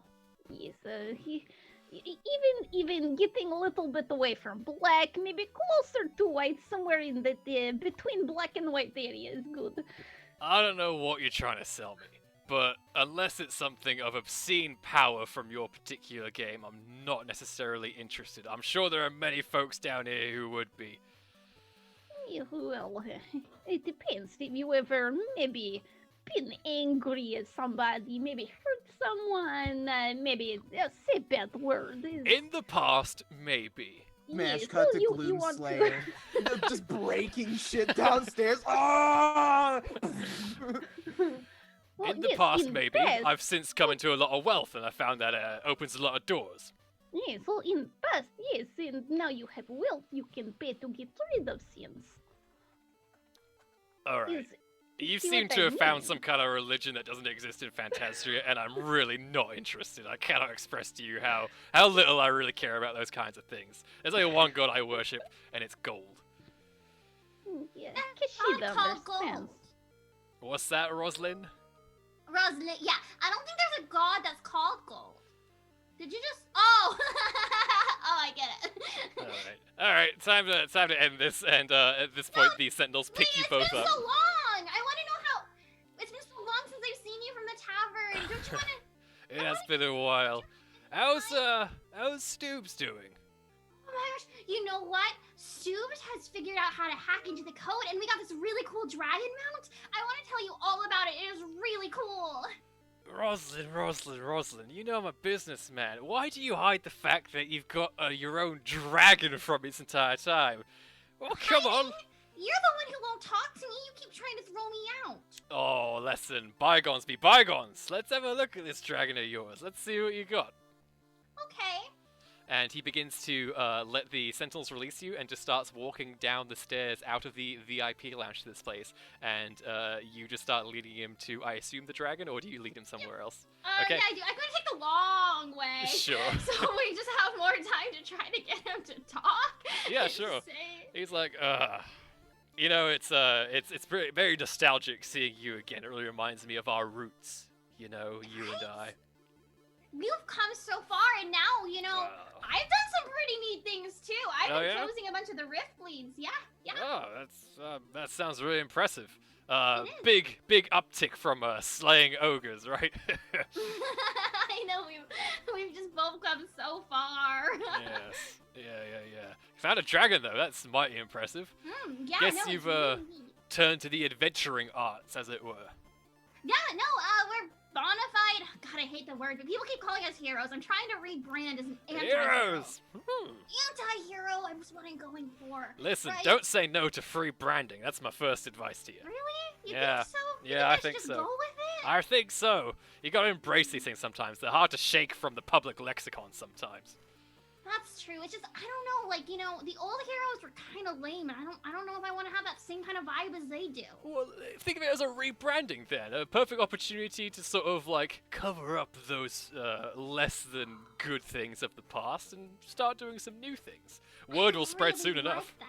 Yeah, total complete rebanding. That's really foxy of you. I don't think anybody's ever called me Foxy before, but I'll take it. Well, you should. You're really smart. Alright, somebody's trying to butter me up right now. So where's this dragon of No, yours it's then? been so long. I just haven't seen you in forever. Kashida, Yes. since we are having a discussion, you and I did want to have a chat to you about the game you come from. I've heard Oh, there's yes, a lot of, let's call them what they are, exploits, as it were, to generate money awfully quickly. Yeah, well, when game has been out as long as Rim of Sky, modding community take over. They change Ugh. colors of everything. Ugh, sounds like a nightmare. Turn dragons to Thomas the Tank Engine. What? Yes, it gets very weird. It was very normal when originally launched, but now yeah, players are very bored. Yikes. Mhm. Well, fortunately for us, that Phantasma is so broken that anybody tried to mod it, it would just collapse. Hey, Rosalind. No, do not want the game to crash. No, it's be fine. It'll be fine, especially if we get some No, dragons of our own. Yes, do be careful. Blue screen of death is a very bad curse. Hmm. Blue screen of death. What's that? Yes, where a player that do something make game go, and then you get the blue screen. It make your computer dead, especially if you maybe have something very important going on. It's Sure. not good. This is what turned you to your more pious flavor that I'm looking at right now. Yeah, well, turns out religion is a good way to make a little money. Oh, I Loud and clear do I understand you. At this point, you have exited the castle and are on the way to the dragon, and you have one word left that you need to pull from this guy. Which one is the one we have left? Gray. Gray. I've Gray, been we I've haven't been gotten posting to them in our circle. Zoom chat. And as he kind of like goes out, an entire retinue of guards and sentinels there to keep the peace. Various people like run up to him like, oh, Baron Barman, I got a deal for you, and like immediately a sentinel just pushes them back and just says, please vacate the area. Keeping you all back. Do have question about your bodyguard. Oh yeah, the sentinels. Yeah. What about them? Yeah. Awfully Well, impressive, aren't you- they? Well, you're very rich. Why their armor so drab is not even quite silver. It's very dull. Could be gold, maybe instead. Oh, I love that. Gold-plated Yeah. sentinels. You Yes. have a good mind. We I should like that. change them from whatever they are now. This is Yeah, I don't know. But yes, gold-plated sentinels. That's perfect. Yeah, I got them from a game called Sliver Cell. These little sort of stealth games, so they stop problems before they happen. Best investment I ever made. Oh, it 'Cause, seems you like know- you've met a lot of people in a bunch of different worlds too. Oh huh? yeah. Well, Have I you don't do met much Grayson traveling yet? myself. Sorry, what? Have you met Grayson yet? Who's Grayson? Oh, guess you haven't met him. I guess not. Who are they? Oh, they're just like this really cool person. Like they're super neat. They in the They- mercantile they- trade. Oh no, you know what? Should have realized they don't run your kind of circles. Great. So this dragon of yours. This dragon, his name's Sky. with a And snake. Sky kind of like looks up towards all of you and says, "Yes, my name is Sky, recently named. Hello. Rosalind and the Catwoman. Who are these people you bring before me?" And you can see Stoops is also just leaning against him, just still like, We were just introducing our friend, the barman, Baron Barman. "You interested in a job? You want someone to hire you?" And the dragon says, "I already have been committed to my creator. I do not value wealth the same way you seem to, little man." And the barman's like, "Oh, don't speak so soon. Got many things I can get you. Got a lot of contacts. Got a lot of things." And the dragon starts to be like, just kind of like, "Oh, what kind of offer are you making?" We'll leave you to it. I want to get back to the party. I've never been to a party before. Barman does turn around to you and says, "Yeah, it was nice catching up. Listen, stay out of the VIP area, alright? Like, just respect the rules. This is my house, you know." I understand, but how else was I supposed to get to see you? You didn't invite me. Well, this is more for people of our trade, but listen, why don't we arrange something later on down the line? Sounds fun. Sounds fun Great indeed. catching up. Yeah, you too. All right, take care. I'm gonna get me a dragon. And Good you two both peel away at this moment with all the words you needed. I don't know. I zoned out. I don't know how we got half of them. They were So- asking me, Jack. Yeah. So he said past Good enough. word Yes. Foxy and Grayson. Woo! We did it, gang. Good work. So both of we you. just gotta like take it into like an audio editing thing and just like Yeah, you think Broomtree can be able to handle that with the raw stuff you've got for him. So with password Fox. Great. Great. you Mark. have everything you need. The only thing left to do is to disable the dark fire traps at the exact moment before you enter the vault. Otherwise, you're all good to start reuniting at the vault entrance itself. So I assume you inform each other that various parts of the plan are complete. Yep. And Broomtree speaks over and says, "All right, everybody meet in the vault. Let's crack this thing open." Except for you, Gloomslayer. You need to stay there and you've planted the EMP, right? Plant it like forcefully. Excellent. Yeah, we're good. All right. Then come and reunite with us. Try not to get detected by anybody on your way. All right. See you all there. So for Rosalind and for Kashida, you both managed to kind of like enter the lower bowels of the the castle very easily. Unfortunately, Gloomslayer, you've lost your formal attire, so you're going to have to either sneak or find some other way to get to this vault location. And where is it from where I'm at? I'm in the sewers, right? Yes, you would either have to double back where you came from or keep blasting until you found a way that led there. I'll double back the way I came real quick. Okay. So yeah, you kind of like see the massive hole in the bathroom that you created. You pull yourself up, look around. At the moment, everything's fine. There's a little tape arranged on the door to say like out of service. Oops. Yeah, but you're going to have to sneak through either through the corridors or through the crowds, blending in to get to the vault. So go ahead and roll a sneaky roll. Let me like. It's difficult to see in this sometimes. That's okay. I imagine you're moving very stiffly, just like. Yep, just. That's a 1. Okay. You kind of like make it out of the bathroom and sort of start moving around the less packed halls to see if you can find stairs that lead down. And soon you run into a couple of folks that look like they are kitchen staff, and they look at you just like, "Oh, who are you meant to be?" Well, you know, I'm the muscle, the kitchen muscle, in case, you know, the Kitchen chickens muscle? come alive again. Poultry guys, they're a problem.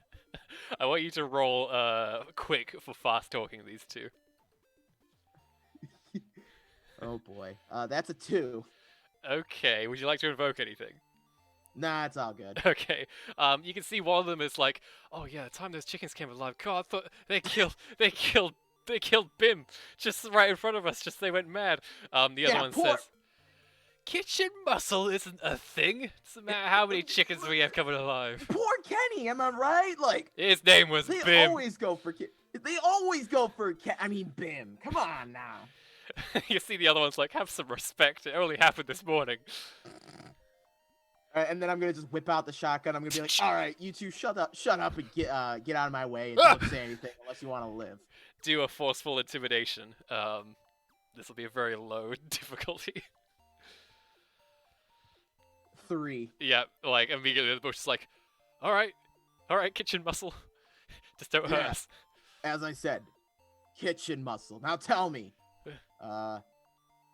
which way to the vault? No reason. It's that way. The other one says, "You idiot!" Just kind of smacks him.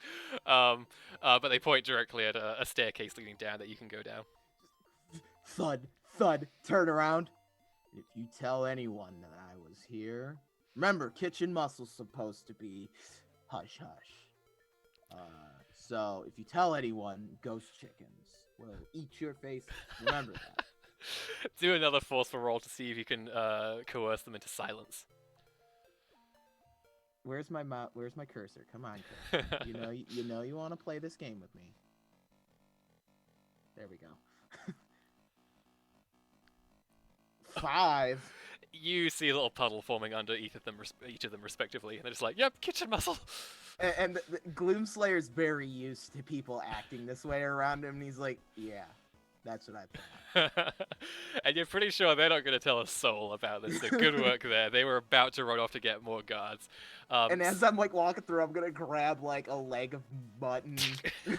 Just hold it to your helmet. just lift up the helmet so only my mouth shows, and just. But it's a back shot as I'm eating the chicken, so no one Yes. sees me lift my helmet up. Of course. Oh, wait, it's Excellent. mutton, chicken, mutton. It's a chutney. Honestly, in Phantasmagoria, it's all the same. All right, so you descend down. The 4 of you meet up once again. Broomtree and Roslyn and and well, actually, I guess at this point. Yeah, at this point you're all converging in the same place. So Kushida and Roslyn and Broomtree are converging by the corner, looking around somewhere, and they are stopped. And as you approach Gloomslayer, you see that like they are inhibited by something. Looking around the corner, there are 2 sentinels staying guard in front of this place. And Broomtree's like, damn it, we're so close. We need to find a way to obliterate 2 of those things at the exact same time. Wait, The gun but- starts opening. It's you just see this green glow coming from the other side of the room. If you use that and obliterate this entire hallway, then people are gonna come running. Our time is gonna be very short. Yeah, the bathrooms are already fucked, and the kitchen's a whole other situation, and the plumbing's gonna be busted in a minute. They're gonna come any second now. Little Hand says it's time to rock and roll. And with that, the sound of the band on the second floor as they start a new set goes.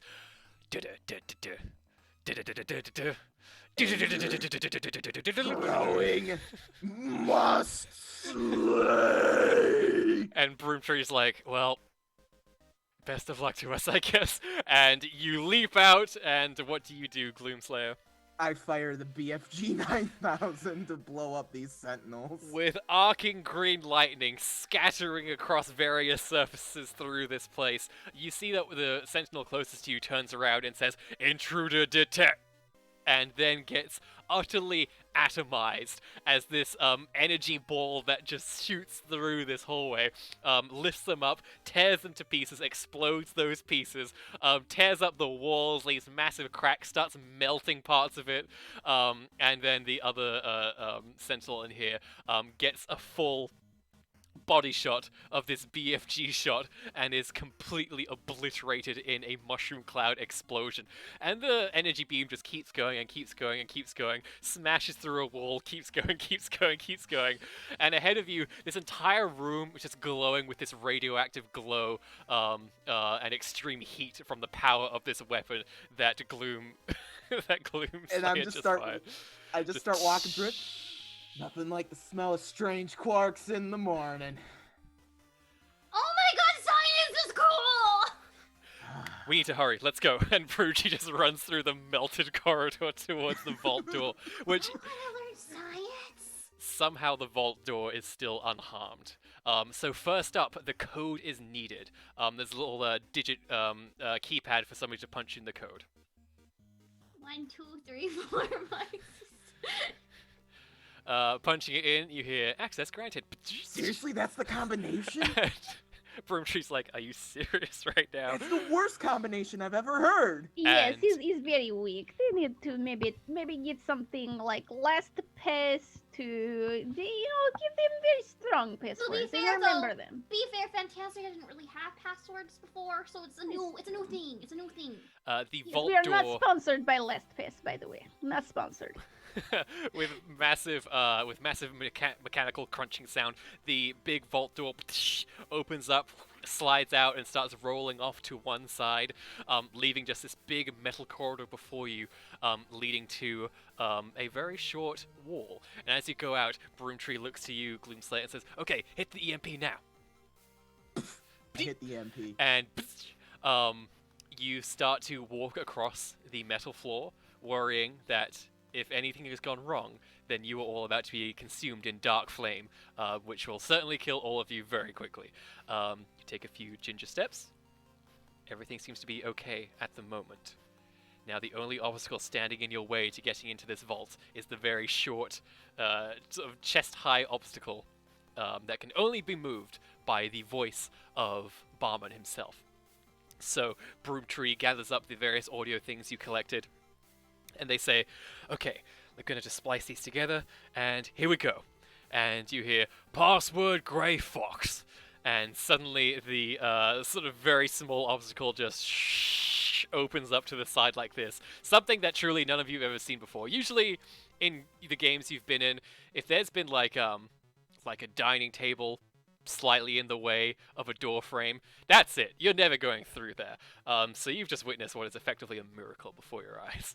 And now the pathway to the vault is open, and you rush inside, and you are met with a feast for your eyes. It is piles and piles and piles and piles of shining yellow gold. It is oodles of artifacts just put on various pedestals, and in a glass case, there is a glowing white orb. Take the orb. You smash through the glass, and you have now acquired a new elemental orb that is immediately popped into your elemental orb inventory. You've now got 5 of these. There are only 2 left in Phantasia. Did he also tap in? do they have anything like a messenger or like a chat feature so I can tell my sister that I'm live? Is there any like legendary artifact that can do that I can No steal jokes. in, In here? my notes, there is a codec here which can be used to communicate between different characters. I want that, and I want to tell Bluebell I'm not dead. You immediately like punch in Bluebell's like unique code, and the codec calls her up, and she's like, "Who is this, and how are you doing this? What's happening?" Wasn't? Where are you? I am stealing. I'm a pirate, remember? Yeah, okay. We kind of lost track of you. There was a big storm, and then everything started. We can't find you anywhere, and we're kind of lost as well. Yeah. Oh no, where are you? We're in a different game. You're in a different game. Yeah. Oh no, a game. It's a pirate one. It's really cool. Oh, okay. So you guys are doing good though. You're having fun in the pirate game. Oh, we're cleaning up. Yeah. Nobody expects Okay. the fairy pirates. No. Yes. Okay, that is insanely cool. And I'll come and try to find you and get you guys away out later. All right, no rush. You're okay though? Oh yeah, I'm totally fine.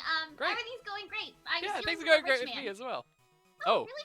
You're stealing from a rich man. I'm so proud of Yeah. you. Thank you. All right, well we're about to ram into a ship, so I gotta go. Okay, bye, Bluebell. Ah! You just hear a crunch as she hangs up. I'm gonna grab 5 gold pieces, slam them into Kashida's paw. Steve.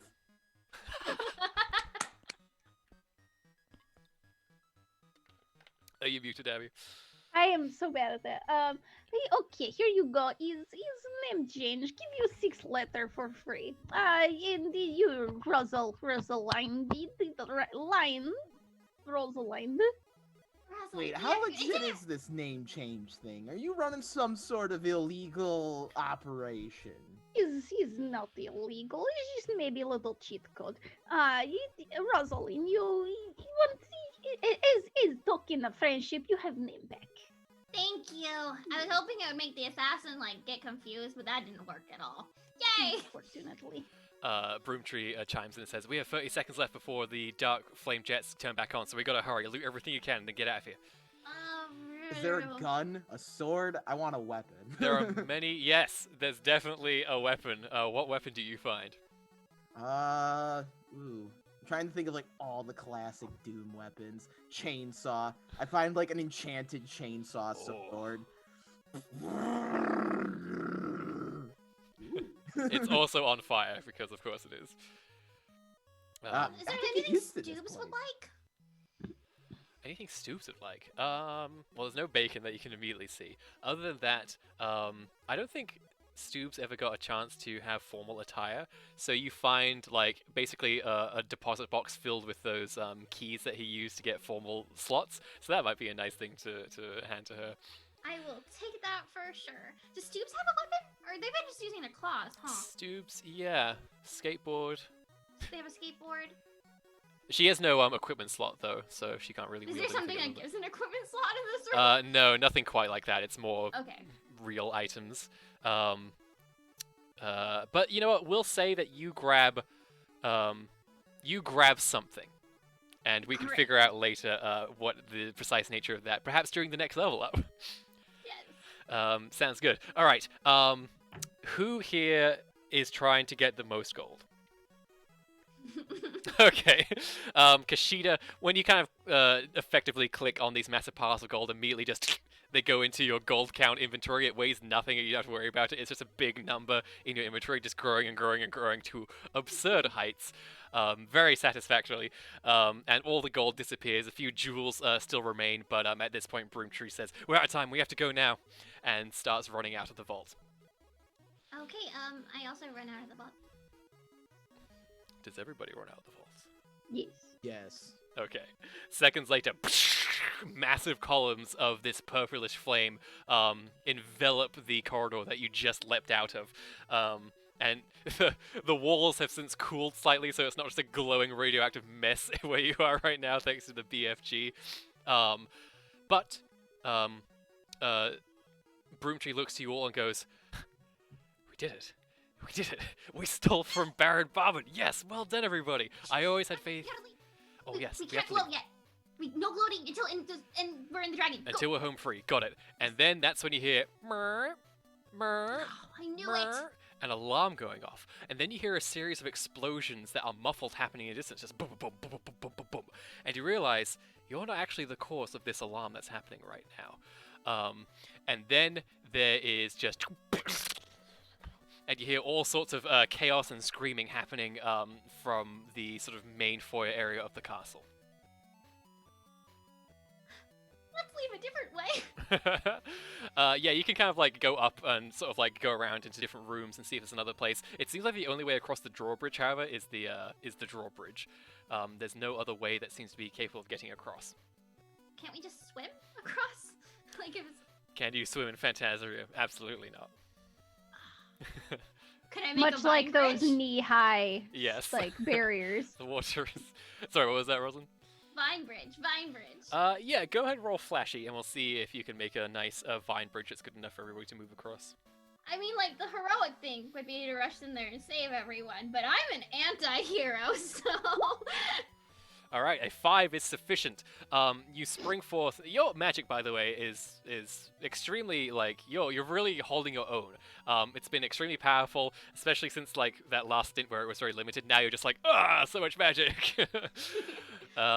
And you extend a beautiful vine bridge out for all of your companions to quickly rush across. And this is where you can see that there are sort of, dinosaur-like creatures flying through the air.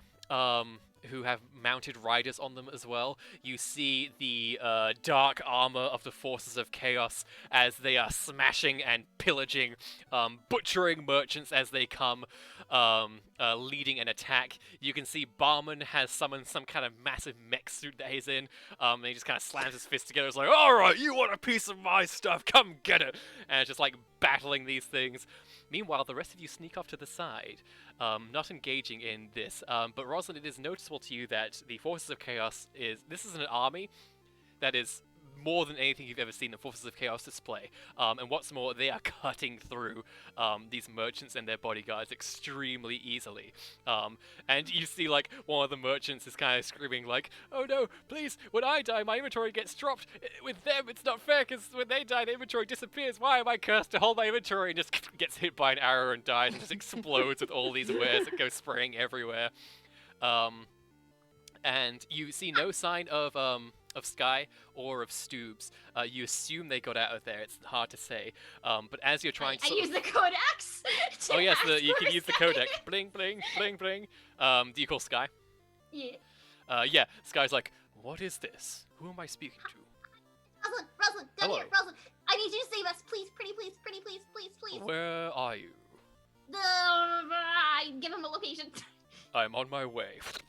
And Sky starts flying towards this sort of clearing in this forest very close by to the moat that you just crossed. As you're standing there, I need everybody to roll careful. Damn it. Fuck. I'm gonna die. I'm gonna Oh, die. Alex, minus oh 3. no! What is this? Oh no! Okay, so I'm gonna take the one of you who rolled the lowest careful, which I believe was the Gloomslayer. Yeah. Rip. And then I'm gonna roll this thing that's coming your way. That's a 5. Good to Ripperonis. know. So there is a sudden shining enchanted blade that shoots through the chest of the Gloom Slayer. And you take 8 points of damage, which I believe the only way to survive that is to take a severe Oh no! Actually, no, yeah. You can survive that. The only way you can survive this is by taking a severe consequence and checking off a level 2 stress box. Sure, I'll take a severe consequence. What do we got? The severe consequence we're gonna call suit breach. All right, I've got suit breach. Okay, and the way that works is that can now be invoked against you, and you have less health now, obviously. Yes. Rosalind, you notice far too late that one of your old nemesises, the Assassin, has arrived and is sticking his large blade through the back of the Gloom Slayer. And he smirks an evil smirk. He says, "Hello again." How are you doing? You know what? I'd love to talk, talk, but I'm still on these fancy clothes. We should reschedule. He pulls out a shuriken and throws it at you. Please tell me how you're dodging or defending.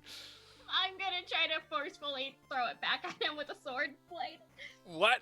That's flashy. That's super flashy. Okay, I'll do a flashing. That's fine. That's fine. bonkers. I love it. Okay, so that's going to be quick from him. He gets a 4. I'm going to invoke his Master Ninja skills to give him a +2 to this, lowering my fate points by 1, so now I only have 20. Only 20. So you are going to take 1 point of damage. So where are you at damage-wise? Do you even hurt yet? I haven't gotten any. Cool, so that sounds terrible. So you take off your first stress box then. And the rest of you, I'd like to roll quick, because this assassin looks like he is here to murder people. Alright.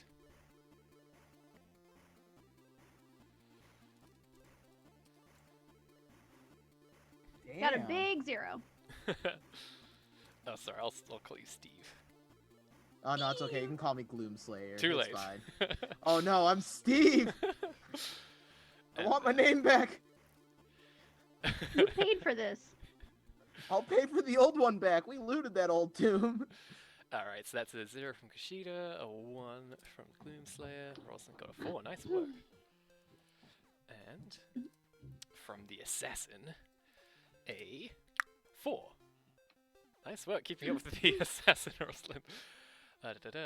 We'll go ahead and say that you can take the first turn, so I'll just swap you two here. What do you do? So I'm gonna try to summon some seaweed to yonk him into the water. Just kind Oh. of yeet him in there. Love it. Is this kind of a create an advantage thing to have seaweed on the field, or is it like an attack? It's similar. You can't really create disadvantages, can you? Because it's more like I'm trying to tangle him with it. Can I create disadvantage? Well, I mean, creating advantage is effectively creating a disadvantage because you can use it on an opponent's roll as well. That's true. I will try to create an advantage, yes, by giving some like Alright. seaweeds. to So make we'll say you're some- creating an advantage trying to create some seaweed, so go ahead and roll flashy to summon up this seaweed. 7. That is a critical success, everybody. So you're going to get 2 free invocations of seaweed, as it Nice. immediately comes to your aid, recognizing your authority as a very powerful fairy. So I'll pop seaweed on the board there. You see it kind of like starts just slurping up from the water and like wrapping around the area. Awesome. So that was your turn. Next Feel up is free for gonna be... anyone to use that, like, to just. Oops. The assassin is going to go next, and it's going to kind of do a flip through the air, striking at Kushida along the way. So Kushida, as you see a blade flashing from above, how do you react and defend yourself? Yeah, I'm going to just duck. Okay, and duck. try to avoid the knife. That sounds careful, so go ahead and roll careful. And then this thing is going to roll. Oh no! got a Use the negative seaweed. Use the 3. seaweed. Would you like to use the seaweed? Yes! Use the seaweed. You're gonna get pummeled. I mean, I do have a 9 live stunt that allows me once per session to reduce a moderate or severe consequence to a mild consequence. Ooh, that sounds wonderful. Should we go ahead and do that? Yeah, I might just take that. Okay, so click off your second, the second of your stress boxes, and then you would Okay. normally get a severe consequence from this, but with your cat-like luck, you managed to survive this extremely deadly strike with the 8 damage you took, and still Whoa. sparing the seaweed. And the assassin kind of like lands silently and looks at you, Rosalind, and says, "Mind explaining to me just what it was that you and your ilk seem to do that turns Tinsel against us, that turns my own brother against us, that turns the Wicked Witch against us? What's your deal?" Oh, so now you want to talk? I thought before you just wanted to attack things. Oh no, I have plenty more of these. We can keep doing all this all day if you want. No, we can talk. My Oh, what- deal is that I'm the new anti-hero of the game. So when people talk with me, they want to do the right thing. He kind of looks at you and he says, "And why? Why do people want to do the right thing? What do they get out of it? The satisfaction of helping people? But you yourself don't do the right thing." No, because I'm the anti-hero. So I do the right thing, but then I get to choose when I want to do the right thing, and sometimes I get to do the wrong thing. It's the best of both worlds! Look, buddy. Do you think I enjoy killing monsters from hell? Do you think I do it for fun? Do Do you not think I have to go to sleep every night watching their screaming, wailing faces as I rip them apart? No, I do it because it's the right thing to do. Yeah. No, you can totally love killing. I'm super programmed to do it. It's great. Yeah, I thought I was programmed to love killing too, but then I kind of realized, that poor elf whose brain I splattered on the bathroom wall. Whoa! Oh my god. Hey, you should join the Forces of Chaos with moves like that. So wait, do you employ demons? Hey. I don't know. So I don't really do the HR stuff. Steve. Sister, we have a guild, Sisters of Blood. It's super cool. Ooh. It super isn't. It My super brother is. Grandis joined it. He makes tea. In a I don't cursed see. volcano is a tea of blood shop. You know what? Yeah, I'm gonna have to stick with my friend Rosalind here. Thanks for the offer, though. Here's my resume, and I summoned the stone tablets that speak. Those. He's like, all right, skip. Okay, kind of puts that in a back pocket of his It's an inventory. unskippable cutscene every time. It's like, oh, here we go. Meanwhile, so many people are getting killed in the background by the Forces of Chaos. It's just Oh, like, what is my consequence, by the way? none. You got rid of it, right? Oh, okay. Did I? By taking the 2? Well, wasn't your stunt that you could remove a It was severe consequence? that I can reduce a moderate or reduce severe it. consequence to a mild consequence. So your severe consequence would have effectively just been, I don't know, it would have been poisoned by the So that's now a poison mild blade. consequence. Yes. Cool. Okay. Sorry about that. No, it's okay. All Oh, right. it's poisoned? I can fix you. I You got certainly this. Next up, for some reason, the next turn button has disappeared. Someone's gonna have to do this by eye. Steve, you have the next turn. All right. Shooty. Kablam. Kablam. Double barrel shotgun. Just. All right, that's definitely forceful. This guy's gonna dodge with his quickness. A 2 versus a 4. I should mention at this point, by the way, this might be a bit of a foreign concept to the two of you who are not from Phantasia, but this assassin has 3 skulls above his health bar, indicating a very powerful or elite or out of your league enemy. Oh, I've fought a few of these before. I'll invoke the vines for freebie. Absolutely. So you use a seaweed. He tries to dodge, but at the last second. Damn it! You could have done +2. Oh wait, I can just +2 it, and that'll be a hit. Oh yeah, Let's see. ties. On a hit, tie, nice, right? it doesn't hit, but you get a free boost. Oh, I'll just take the tie then. I didn't know I Okay. could take the tie. No worries. So we'll just call it your free boost. What's the name of Oh, what is the name of the Doom thing that happens when you move so fast? Oh, speed boost or whatever. Yeah, I want to say speed boost. Just gets all yellow around me.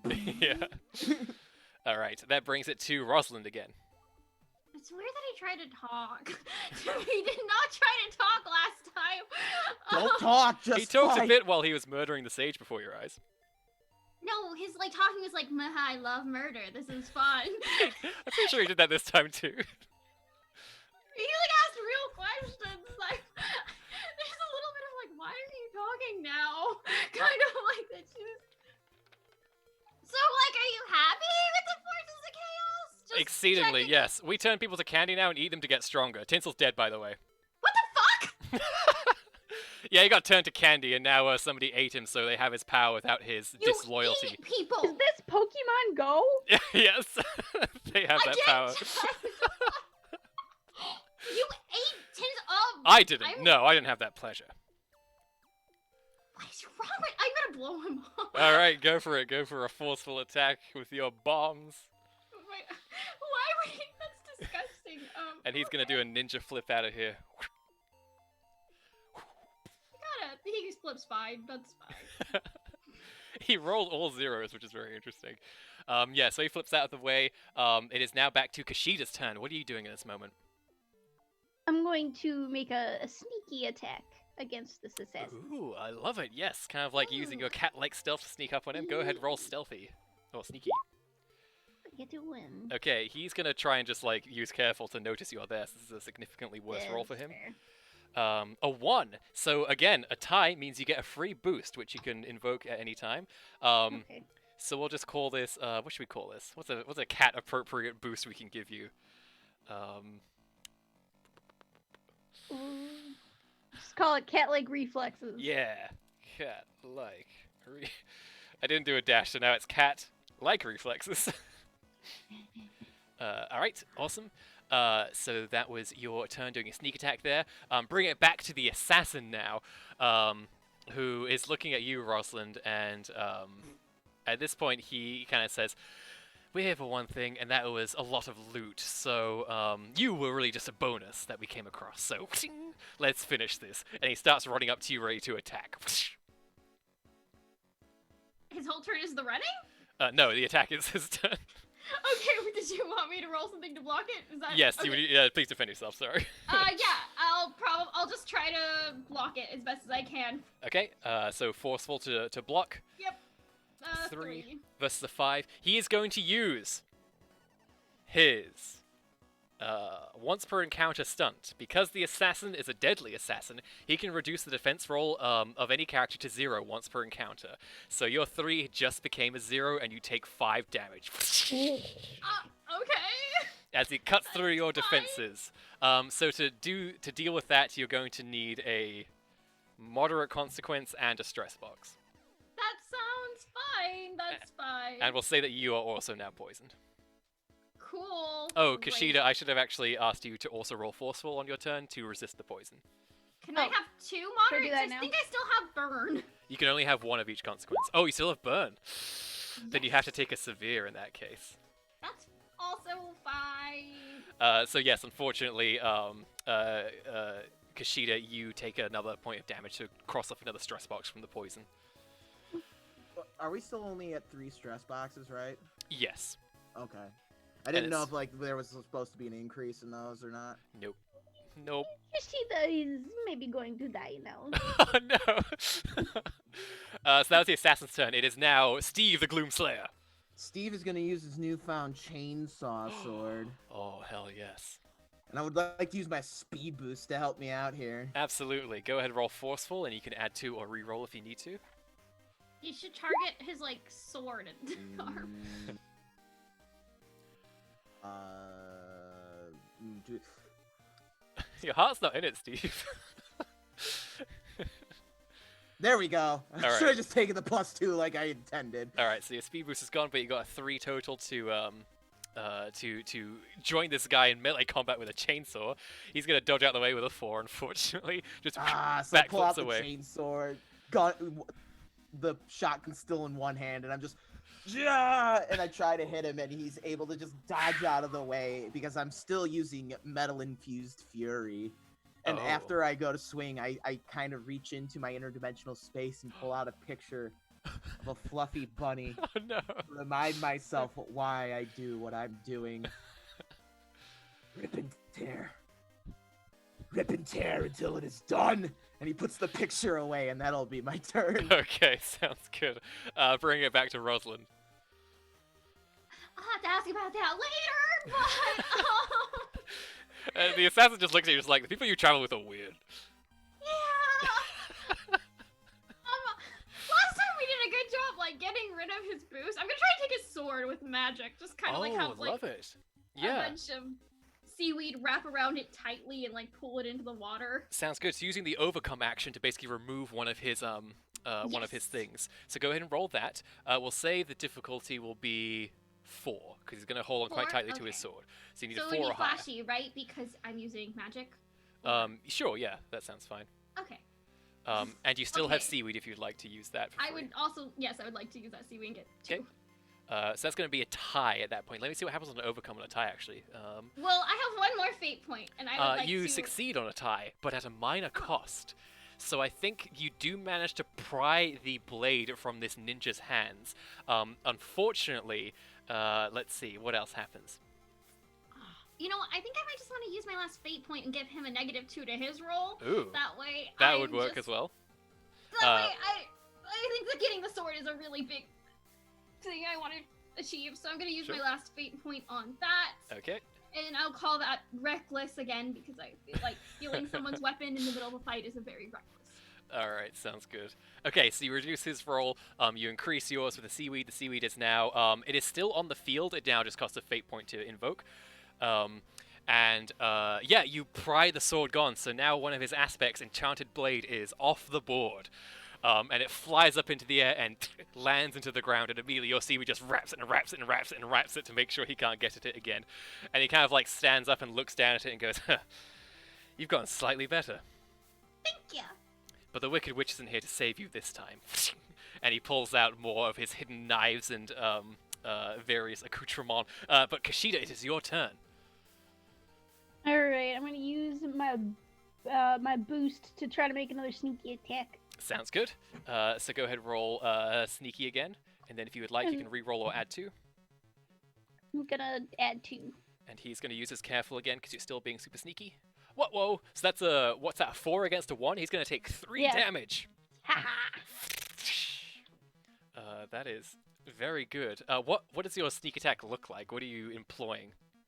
Kushida will pull like just something out of her bag of, She of just many rummages things. and just... Just like rummaging around until I find something kind of sharp. Too valuable. Okay, this will work.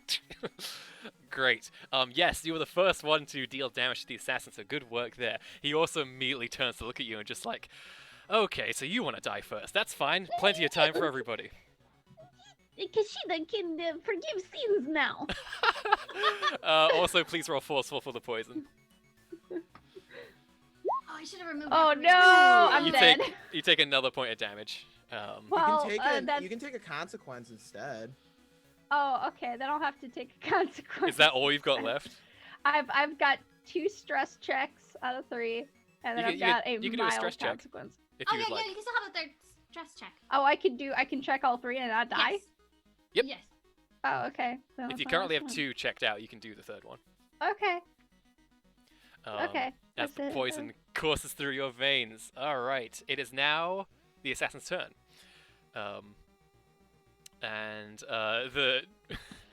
You really volunteer to die, but also there's a flaming chain sword in the mix. Look, keep Kushida around. Kushida useful. Forgive sins now. Yes. The assassin whispers to you, "If you immediately stab one of these 2 in the back, I'll let you live." Yes, very. Kushida will consider. No time, and he goes to swipe at Steve. Steve, how do you defend yourself as just 3 shuriken fly at you? 3 shuriken. I'm gonna just stand there and let my power armor eat it. Hell because- yes. But I'm sure that'll invoke my suit breach. It might. Thank you for reminding that. That's a thing. So roll forceful, and I'll roll an Yes. attack here. That's 5. Oh Jesus, that's 5. Yep. How am I supposed to stop this? All right, there's my cursor. My cursor likes to go missing on me sometimes. Oh! Damn, that's a 5. I am going to invoke Suit Breach against you for free to make you reroll that, unfortunately. Sorry. Oh, it's 7! That's incredible. Like, I imagine, like, they go into your Suit Breach, then you just flex and they just spring out again. Just a shrapnel blast. Nice work, Steve. And- that and was incredible. Steve is just like, it's not the suit. It's the man wearing the suit.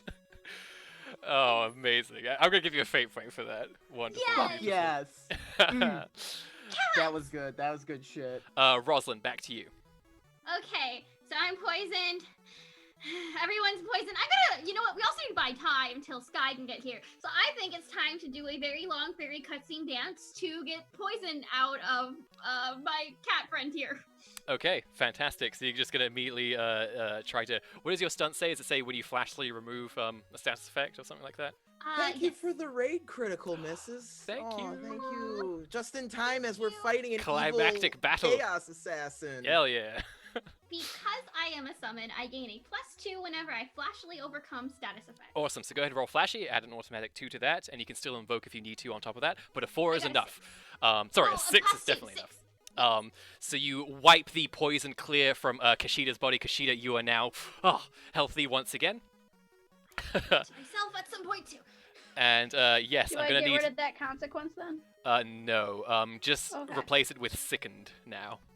Okay. And Rosalind, go ahead and roll forceful to resist the poison that's coursing through your body as well. That's wonderful. 3. 3. That is enough. You're still poisoned, but you don't take any damage from it this turn. That brings it to Kushida. And Kushida, during this time, you notice there is a slight change in gravity with some of the leaves on the trees around you. A slight shake as they kind of like just motion up a little bit. Some of them shift and shake around, and a couple of them shoot an arc of red lightning between them every now and then. Oh, that's not good. I don't like that. I'm gonna do another.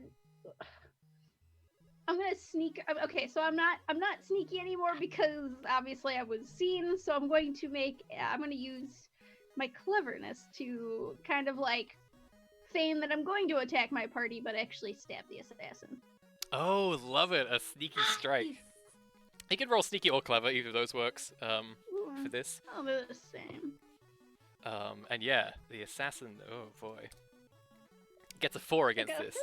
I think you already used. Did you use cat? I don't think you used cat-like reflexes yet. Use I the did. boost. Use the You did? boost. I did. Okay, thank you for being Have we honest. used the seaweed yet? The seaweed has been used, but it's still on the field, so you can fate point it if you'd like to use it. Use it. Yeah, why not? Okay, that means I get another fate point. Thank you very much. And now the It'll you be can. a 5 against a 4. It's a 5. Nice work again. Kushida proving to be DPS in this this encounter. Well Seriously. done. That's another strike against the assassin, who's just like, oh no, I do like that though. I do like that. I am I going to like have to- to disembowel you now though. I do like to imagine that. This is fair. I like to imagine Kushida is like about to stab Gloomslayer and then like throws like gold coins like shurikens at him. I would agree with that, except I don't believe she would ever throw away gold. I was gonna say it probably like comes back. It's like little boomerang gold pieces. Do that, like- return. It's like on a string. like with essentially I'm holding a dagger and I pull like a Wii Sports bowling where I go to like throw it at the Gloom Slayer, but I instead let go of it at the back of the throw. I love that Beautiful. image. That's really funny. And the assassin's like, yes, yes. Ow, God! Why? Fantastic. It is now the assassin's turn again. And the assassin is going to... I mean, Kushida, you gotta go down after that one. He is simply going to do a flip around you, and he is going to try and... Well, just shove a kunai into you, I guess. So go ahead and roll a defensive choice as this attack is coming your way. I'm gonna try for a clever attack and try to like feint out of the way. Love it, yeah. Trying to like trick him with your movements sounds good. Yeah. He's gonna roll his A quickness 3? against you. It's a 5. Ah! Wait a minute. I'm oh. gonna invoke one of my own fate points to step in the way of the weapon and just like stand between Kushida and the weapon to make it a tie instead. Okay, what are you invoking to do this? I would love to invoke forceful, I suppose. Which might. What aspect? Unstoppable rage. My high concept. Perfect. Yes, that will work. You just stand in the way as this Ow. kunai comes down. However, I am also going to invoke one of the ninja's hidden aspects to get a +2. So you're still going to get hit for 2, but fortunately not for 4, which was about to happen. Thanks to Steve's intervention. So that's 2 more damage to Kushida. What are your stress boxes and consequences at right now? Stress boxes are all checked. Consequences, I just have a mild. So you're going to have to take a while to absorb this 2 damage. Anything more and you would have died. So good work there, Steve. Okay. If you take a so- single point of damage, you will die. Oh, this is fun. All right, so my next consequence, I'm just gonna call it stabbed. Yeah, that seems appropriate. On the brink. Okay, at this moment, you notice that the trees in this place are immediately stripped of all their leaves. And there is a sudden streak of red lightning across the sky, and you hear the sounds of what was fighting between sort of the merchants and their bodyguards and the forces of chaos, suddenly turning into terror-filled screams.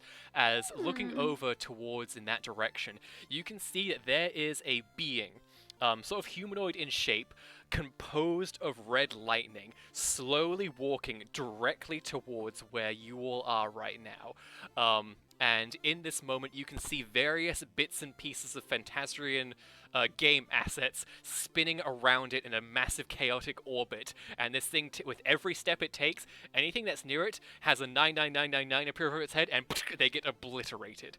Okay, so I would actually, I think this is the perfect point for Steve to make his exit. Seeing the big ass red lightning monster, Steve's gonna look to his compatriots and he's gonna take the helmet off for a second. It's just like a regular ass white dude, right? And he's like, "It's been fun, friends, but I found my match. Steve! Don't worry." And he goes to put the helmet on. Gloom is eternal. And I charge at the lightning monster. Okay. Wait, Steve, your bunny picture! I can carry it on for you! Oh, and I leave the BFG 9000. This is for you Clang. too, Rosalind. I give Khajiit my super shotgun, and I'm just going in with the chainsaw sword. Okay, this is incredible and extremely sad. Alright, so Steve, with intense fervor and purpose, you leave behind the last of your possessions with your allies, the final friends, the only friends you've really ever had. You do a 180 and start charging towards one of the most terrifying things. You know, being alive was cool and all, but all the shit I did in Gloom is like haunting the fuck out of me. But If only this you is could how I have want to go down. bought a blessing. I would like you to roll forceful, please. Yes. Or I flashing. know it's gonna be. I'm gonna go forceful, and I know it's not gonna. No matter what I do, it's not gonna be. I'll just invoke the fate point to make it a 5. I've got one left. Okay, sounds good. So that's another fate point for me. Thank you very much. So this is not being made against a defense. This is going to. So I'm actually going to roll something real quick. Rolling this because that's bad luck for the rest of you. I'm really sorry. I rolled a d20 and I got a 3. A 3 is how much I'm reducing the instability by, because that's how much energy it took for this being to get here. With a 5, you reduce the instability by a further 5. As Steve, you leap towards this creature, and although your charge is extremely heroic and badass and will be sung about for ages to come, above your head, 99999, and you immediately just crunch onto the ground. And as I'm leaping towards the creature, you just hear it in the distance, Leroy Jenkins! And you see bits of the Doomarine are just fractured into polygons, start swirling around this creature, and the only thing left is the bow tie that just drops onto the ground where he was standing. So that's happening, and this creature is still moving towards the rest of you.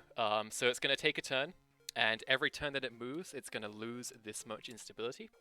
4. So now it's down to 36. That brings it to Rosalind's turn.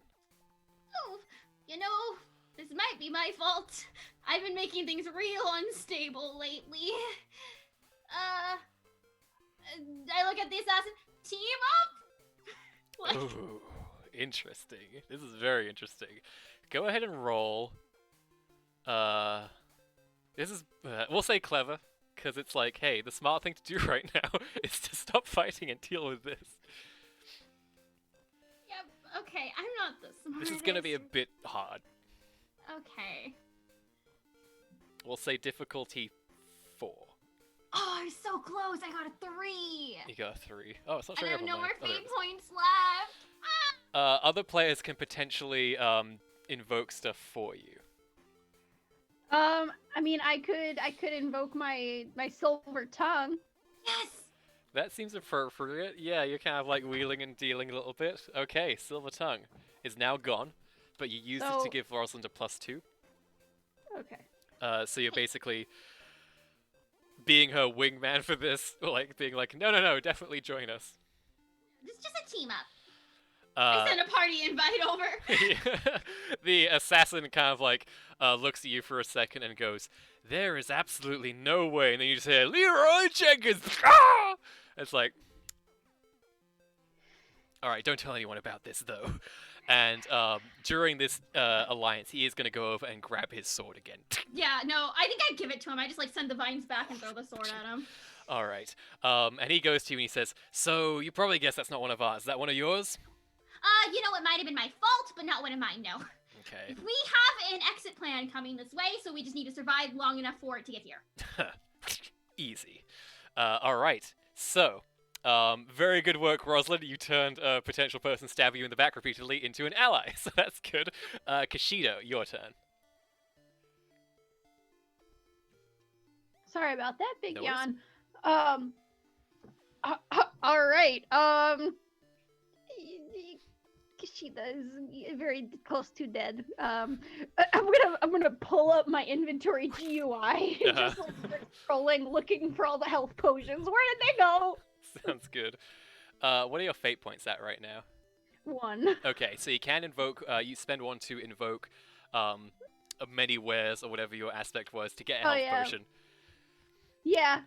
Kushida has wares if you have coin. Alright, so you can invoke that. That's now your last fate point gone. Roz, I'm Yes. going to give you a +1 fate point for converting the assassin temporarily.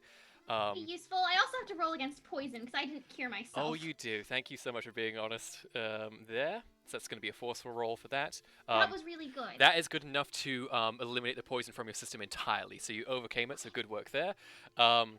Let's if I drink my health potion that I bought from myself, how would I get rid of like one of my stress boxes? Let's roll flashy and see how good this potion is. What kind of deal you made to get this. 1. Unfortunately, that was good enough for 1 stress box. Okay. That first one then? Yeah, so that is a fairly weak. Well, let's see. We'll say 1 stress box. You can start with the 3rd one, so that's worth 3 points of damage. Okay, good. All right, good work there. Quickly healing yourself up. The assassin is going to throw just seemingly infinite shuriken at this Maya being that is slowly walking towards you. Every single one just gets caught in the orbit and either compressed down into particles or just staying floating there, round and round and round. The assassin's like, all right, how much health does this thing have, and how do we get past this OP defense it has? The plan is to survive long enough to get out. Okay. Just try to, instead of throwing attacks, try to make it harder for it to move. Oh, I got a plan. Forces of chaos to me! And suddenly a bunch of lesser assassins appear.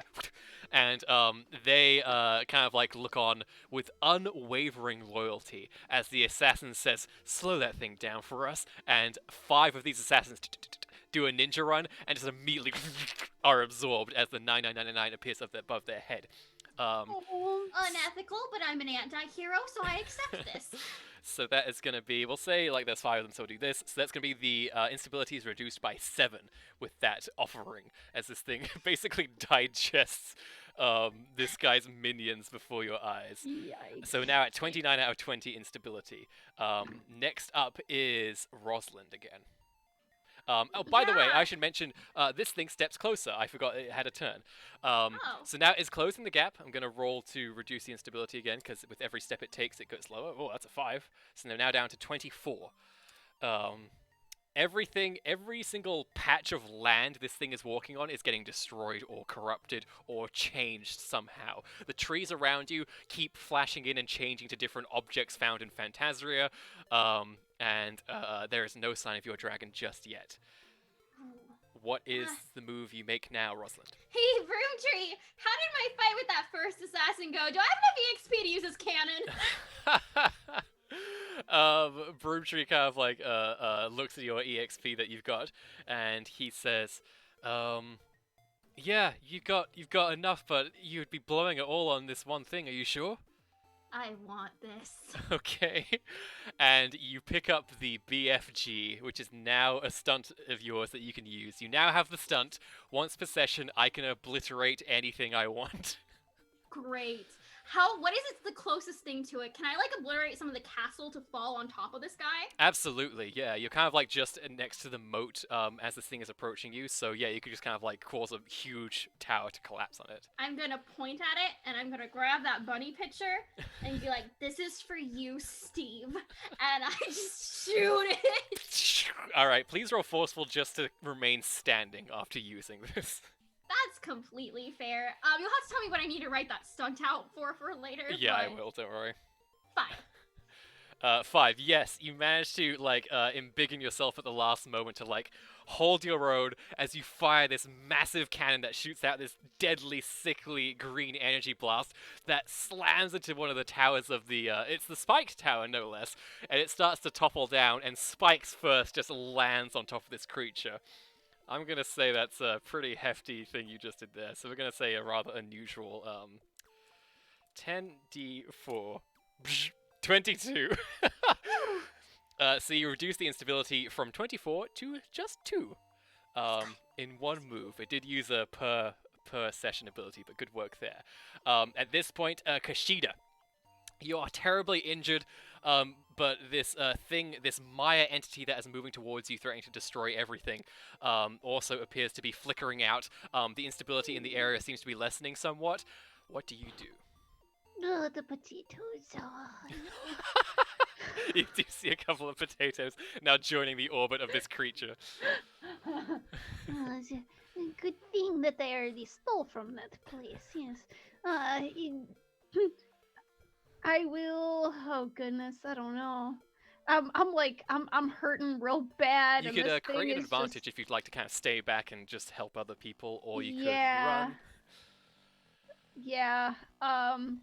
We're going to create an advantage somehow. Okay, what are you doing? I'm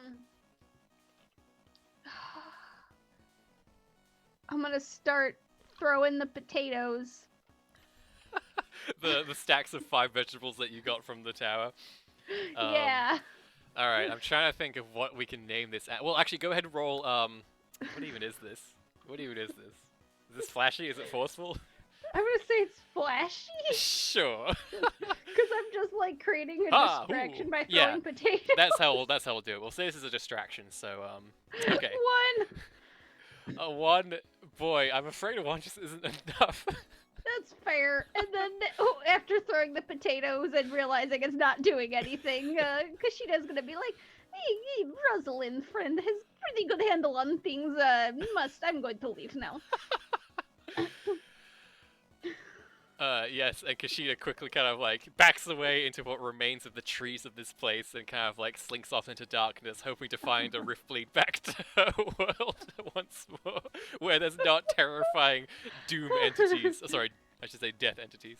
Okay. I mean, Kushida can exist anywhere as long as Yeah, people have it's planes. true. Kushida has wares. I love that. All right, the assassin's turn comes around, and he is going to, kind of borrowing your lead, he's going to try and basically sever a tree so that it falls into this thing and just kind of gives it gunk to deal with. So he's going to be using forceful, I guess, for that to knock a tree down. So here we go for that. Bam! He gets a 4. So he slices down a tree, it falls down, and immediately it is absorbed into this being's form. And we'll say that a tree can be like a D8. Boop. And with that, as the tree is kind of broken down into its last particles, there is a sudden stuttering from this creature, and everything orbiting it suddenly stops. Bear in mind that at this point, like, the remains of an entire tower have been compressed and are now orbiting this thing, as well as, you know, bodies of people, weapons, assets of Phantasia and other games as well, just spinning in this deadly maelstrom as it absorbs everything into it. With that final tree, the instability has now lowered enough for this creature to run out of energy to really do anything in this world anymore, and suddenly it reaches out a hand, and it reaches it directly towards you, Rosalind. And then it disappears in a flash of red energy sparks, and all the things that were surrounding it suddenly topple down everywhere. The frame rate is utterly killed as the physics calculations are being calculated for all of these random objects all over the place. Many of them simply disappear into the trash collector of this game. and it takes a. It's like you're very groggy right now because you're moving at about 2 frames per second. But the great enemy before you has been vanquished, so well done there. And you hear the sound of wings as the beautiful dragon Sky lands next to you. Wonderful. Well, this is my ride. Do you have a way out of here, assassin buddy? The assassin looks at you and says, "Oh no, alliance over now." And he Okay, right. pulls out his Figured. and he throws a parting shuriken at you as the dragon flies away. How are you defending yourself? I'll try to deflect it again. Okay. So either flashy or forceful. All right. I close my character sheets.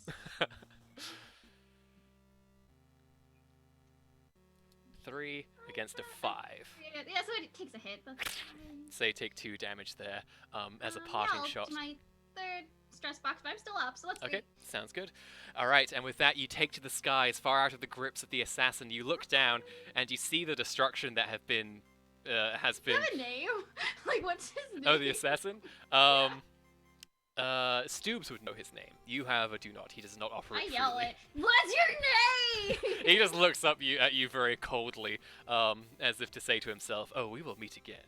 Oh yes, we will." Give me your name. I checked the codex. Does the codex tell me his damn name? That's alright. It's not a codex. It's a codec, which is a device that lets you call people, basically. So it won't just show like everyone on it. It just lets me call. Cool. Yeah. Okay. All right. With that, Kushida, you kind of like duck your head out from this area, just like, all right, is everything good? Are we good right now?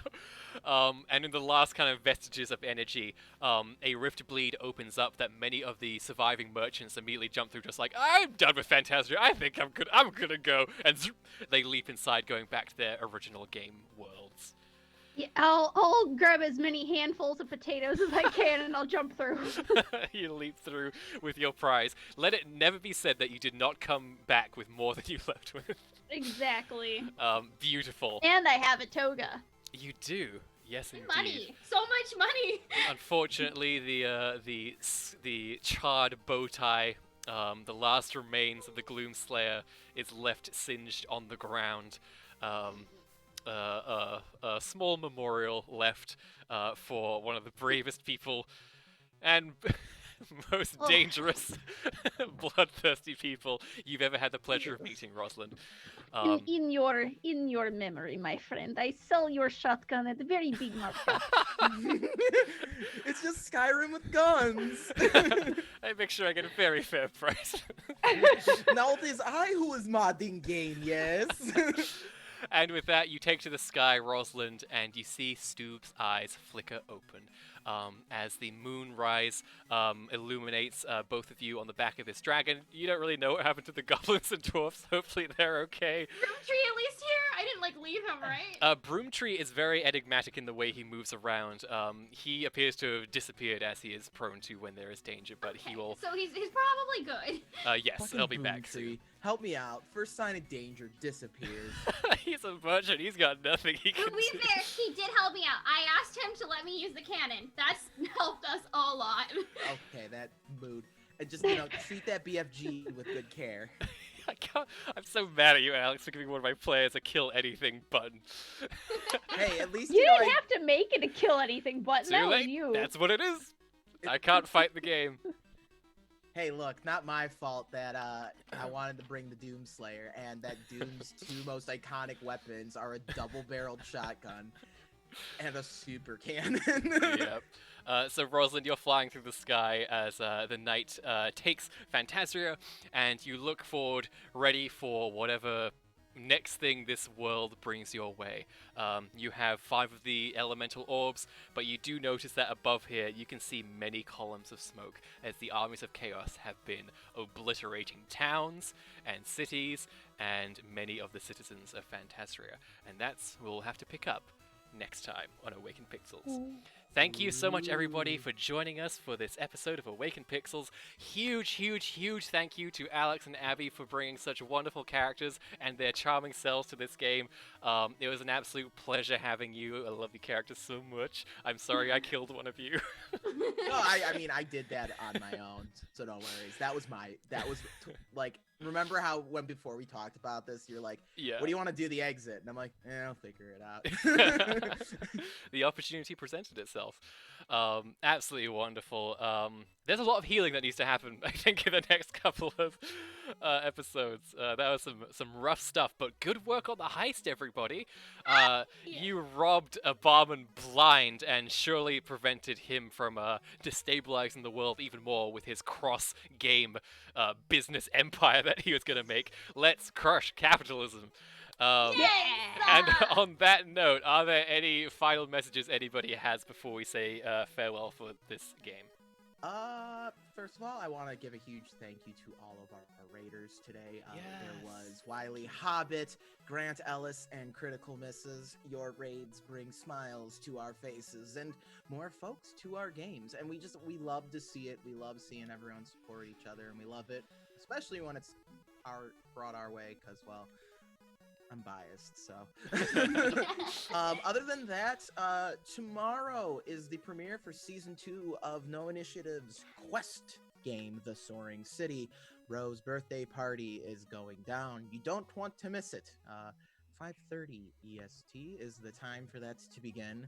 And other than that, just until next time. Absolutely. Anything from you, Abby? I mean, I don't think so. I mean, my dice store opens on the 24th. If you like dice, there's gonna be very limited stock, and Patreon patrons will be alerted first. So keep your eyes out and be ready to snatch them up quick if you feel like getting some. Hell yes. That's awesome. That's great. Yeah, my store is sold out in 5 minutes last time. So. Whoa! Congrats! That's so cool. Your That's dice really are gorgeous. There's literally, like, that makes sense. Oh, also, Nevi will be back on Wednesday for Madame Curio's Bizarre Bazaar. Madame Curio made a wonderful appearance in Bloody Portrait as well, because CCEQ represent. That's the joke, is like all our games are connected in some way, shape, or form. So. Nice. Yeah, I if can't you- wait if to you see want who's us to playing be- Awakened Pixels. This game's dumb. You don't want to miss my character flirting with Nevi's character very Yes! unsuccessfully. It's actually really kind of cute, and I could see it working out once the Red Sword understands human things later. But at that point, they're like, why would I do, like, that's a distraction. Eating is a That's fair. distraction. That is Watching fair. games is a distraction. But Yeah. I low-key ship them, like, not gonna lie. Low key shipping. I have a crush on a sword, and the sword does not reciprocate. Look, Oh, you know, great. to be fair, in your defense, I'd have a crush on a sword too. Sword. Yeah. Nevi, was anything you wanted to plug? Hey guys, I do Zoom shows with Murder Mystery Company. If you want to pay money to goof off and doing like investigative murder mystery, kind of like this heist, go to American Immersion Theater and tell them you want me in the show. My name is Genevieve. Ask for Genevieve. Hell yeah. Awesome. Our music was provided by Roll Music from the album The Black Dot, from Visitor from the album Song from Runaway World and Songs from Runaway World 2, from Eric Skiff from the album's Resistor Anthems, and that's all found on the freemusicarchive.org under the license CCBY. So thank you for them for providing beeps and boops. Until next time, I can't wait to see what comes next at Awakened Pixels and everything else. And a huge thank you again to the players, to the audience. You're all wonderful. Everybody take care. Have a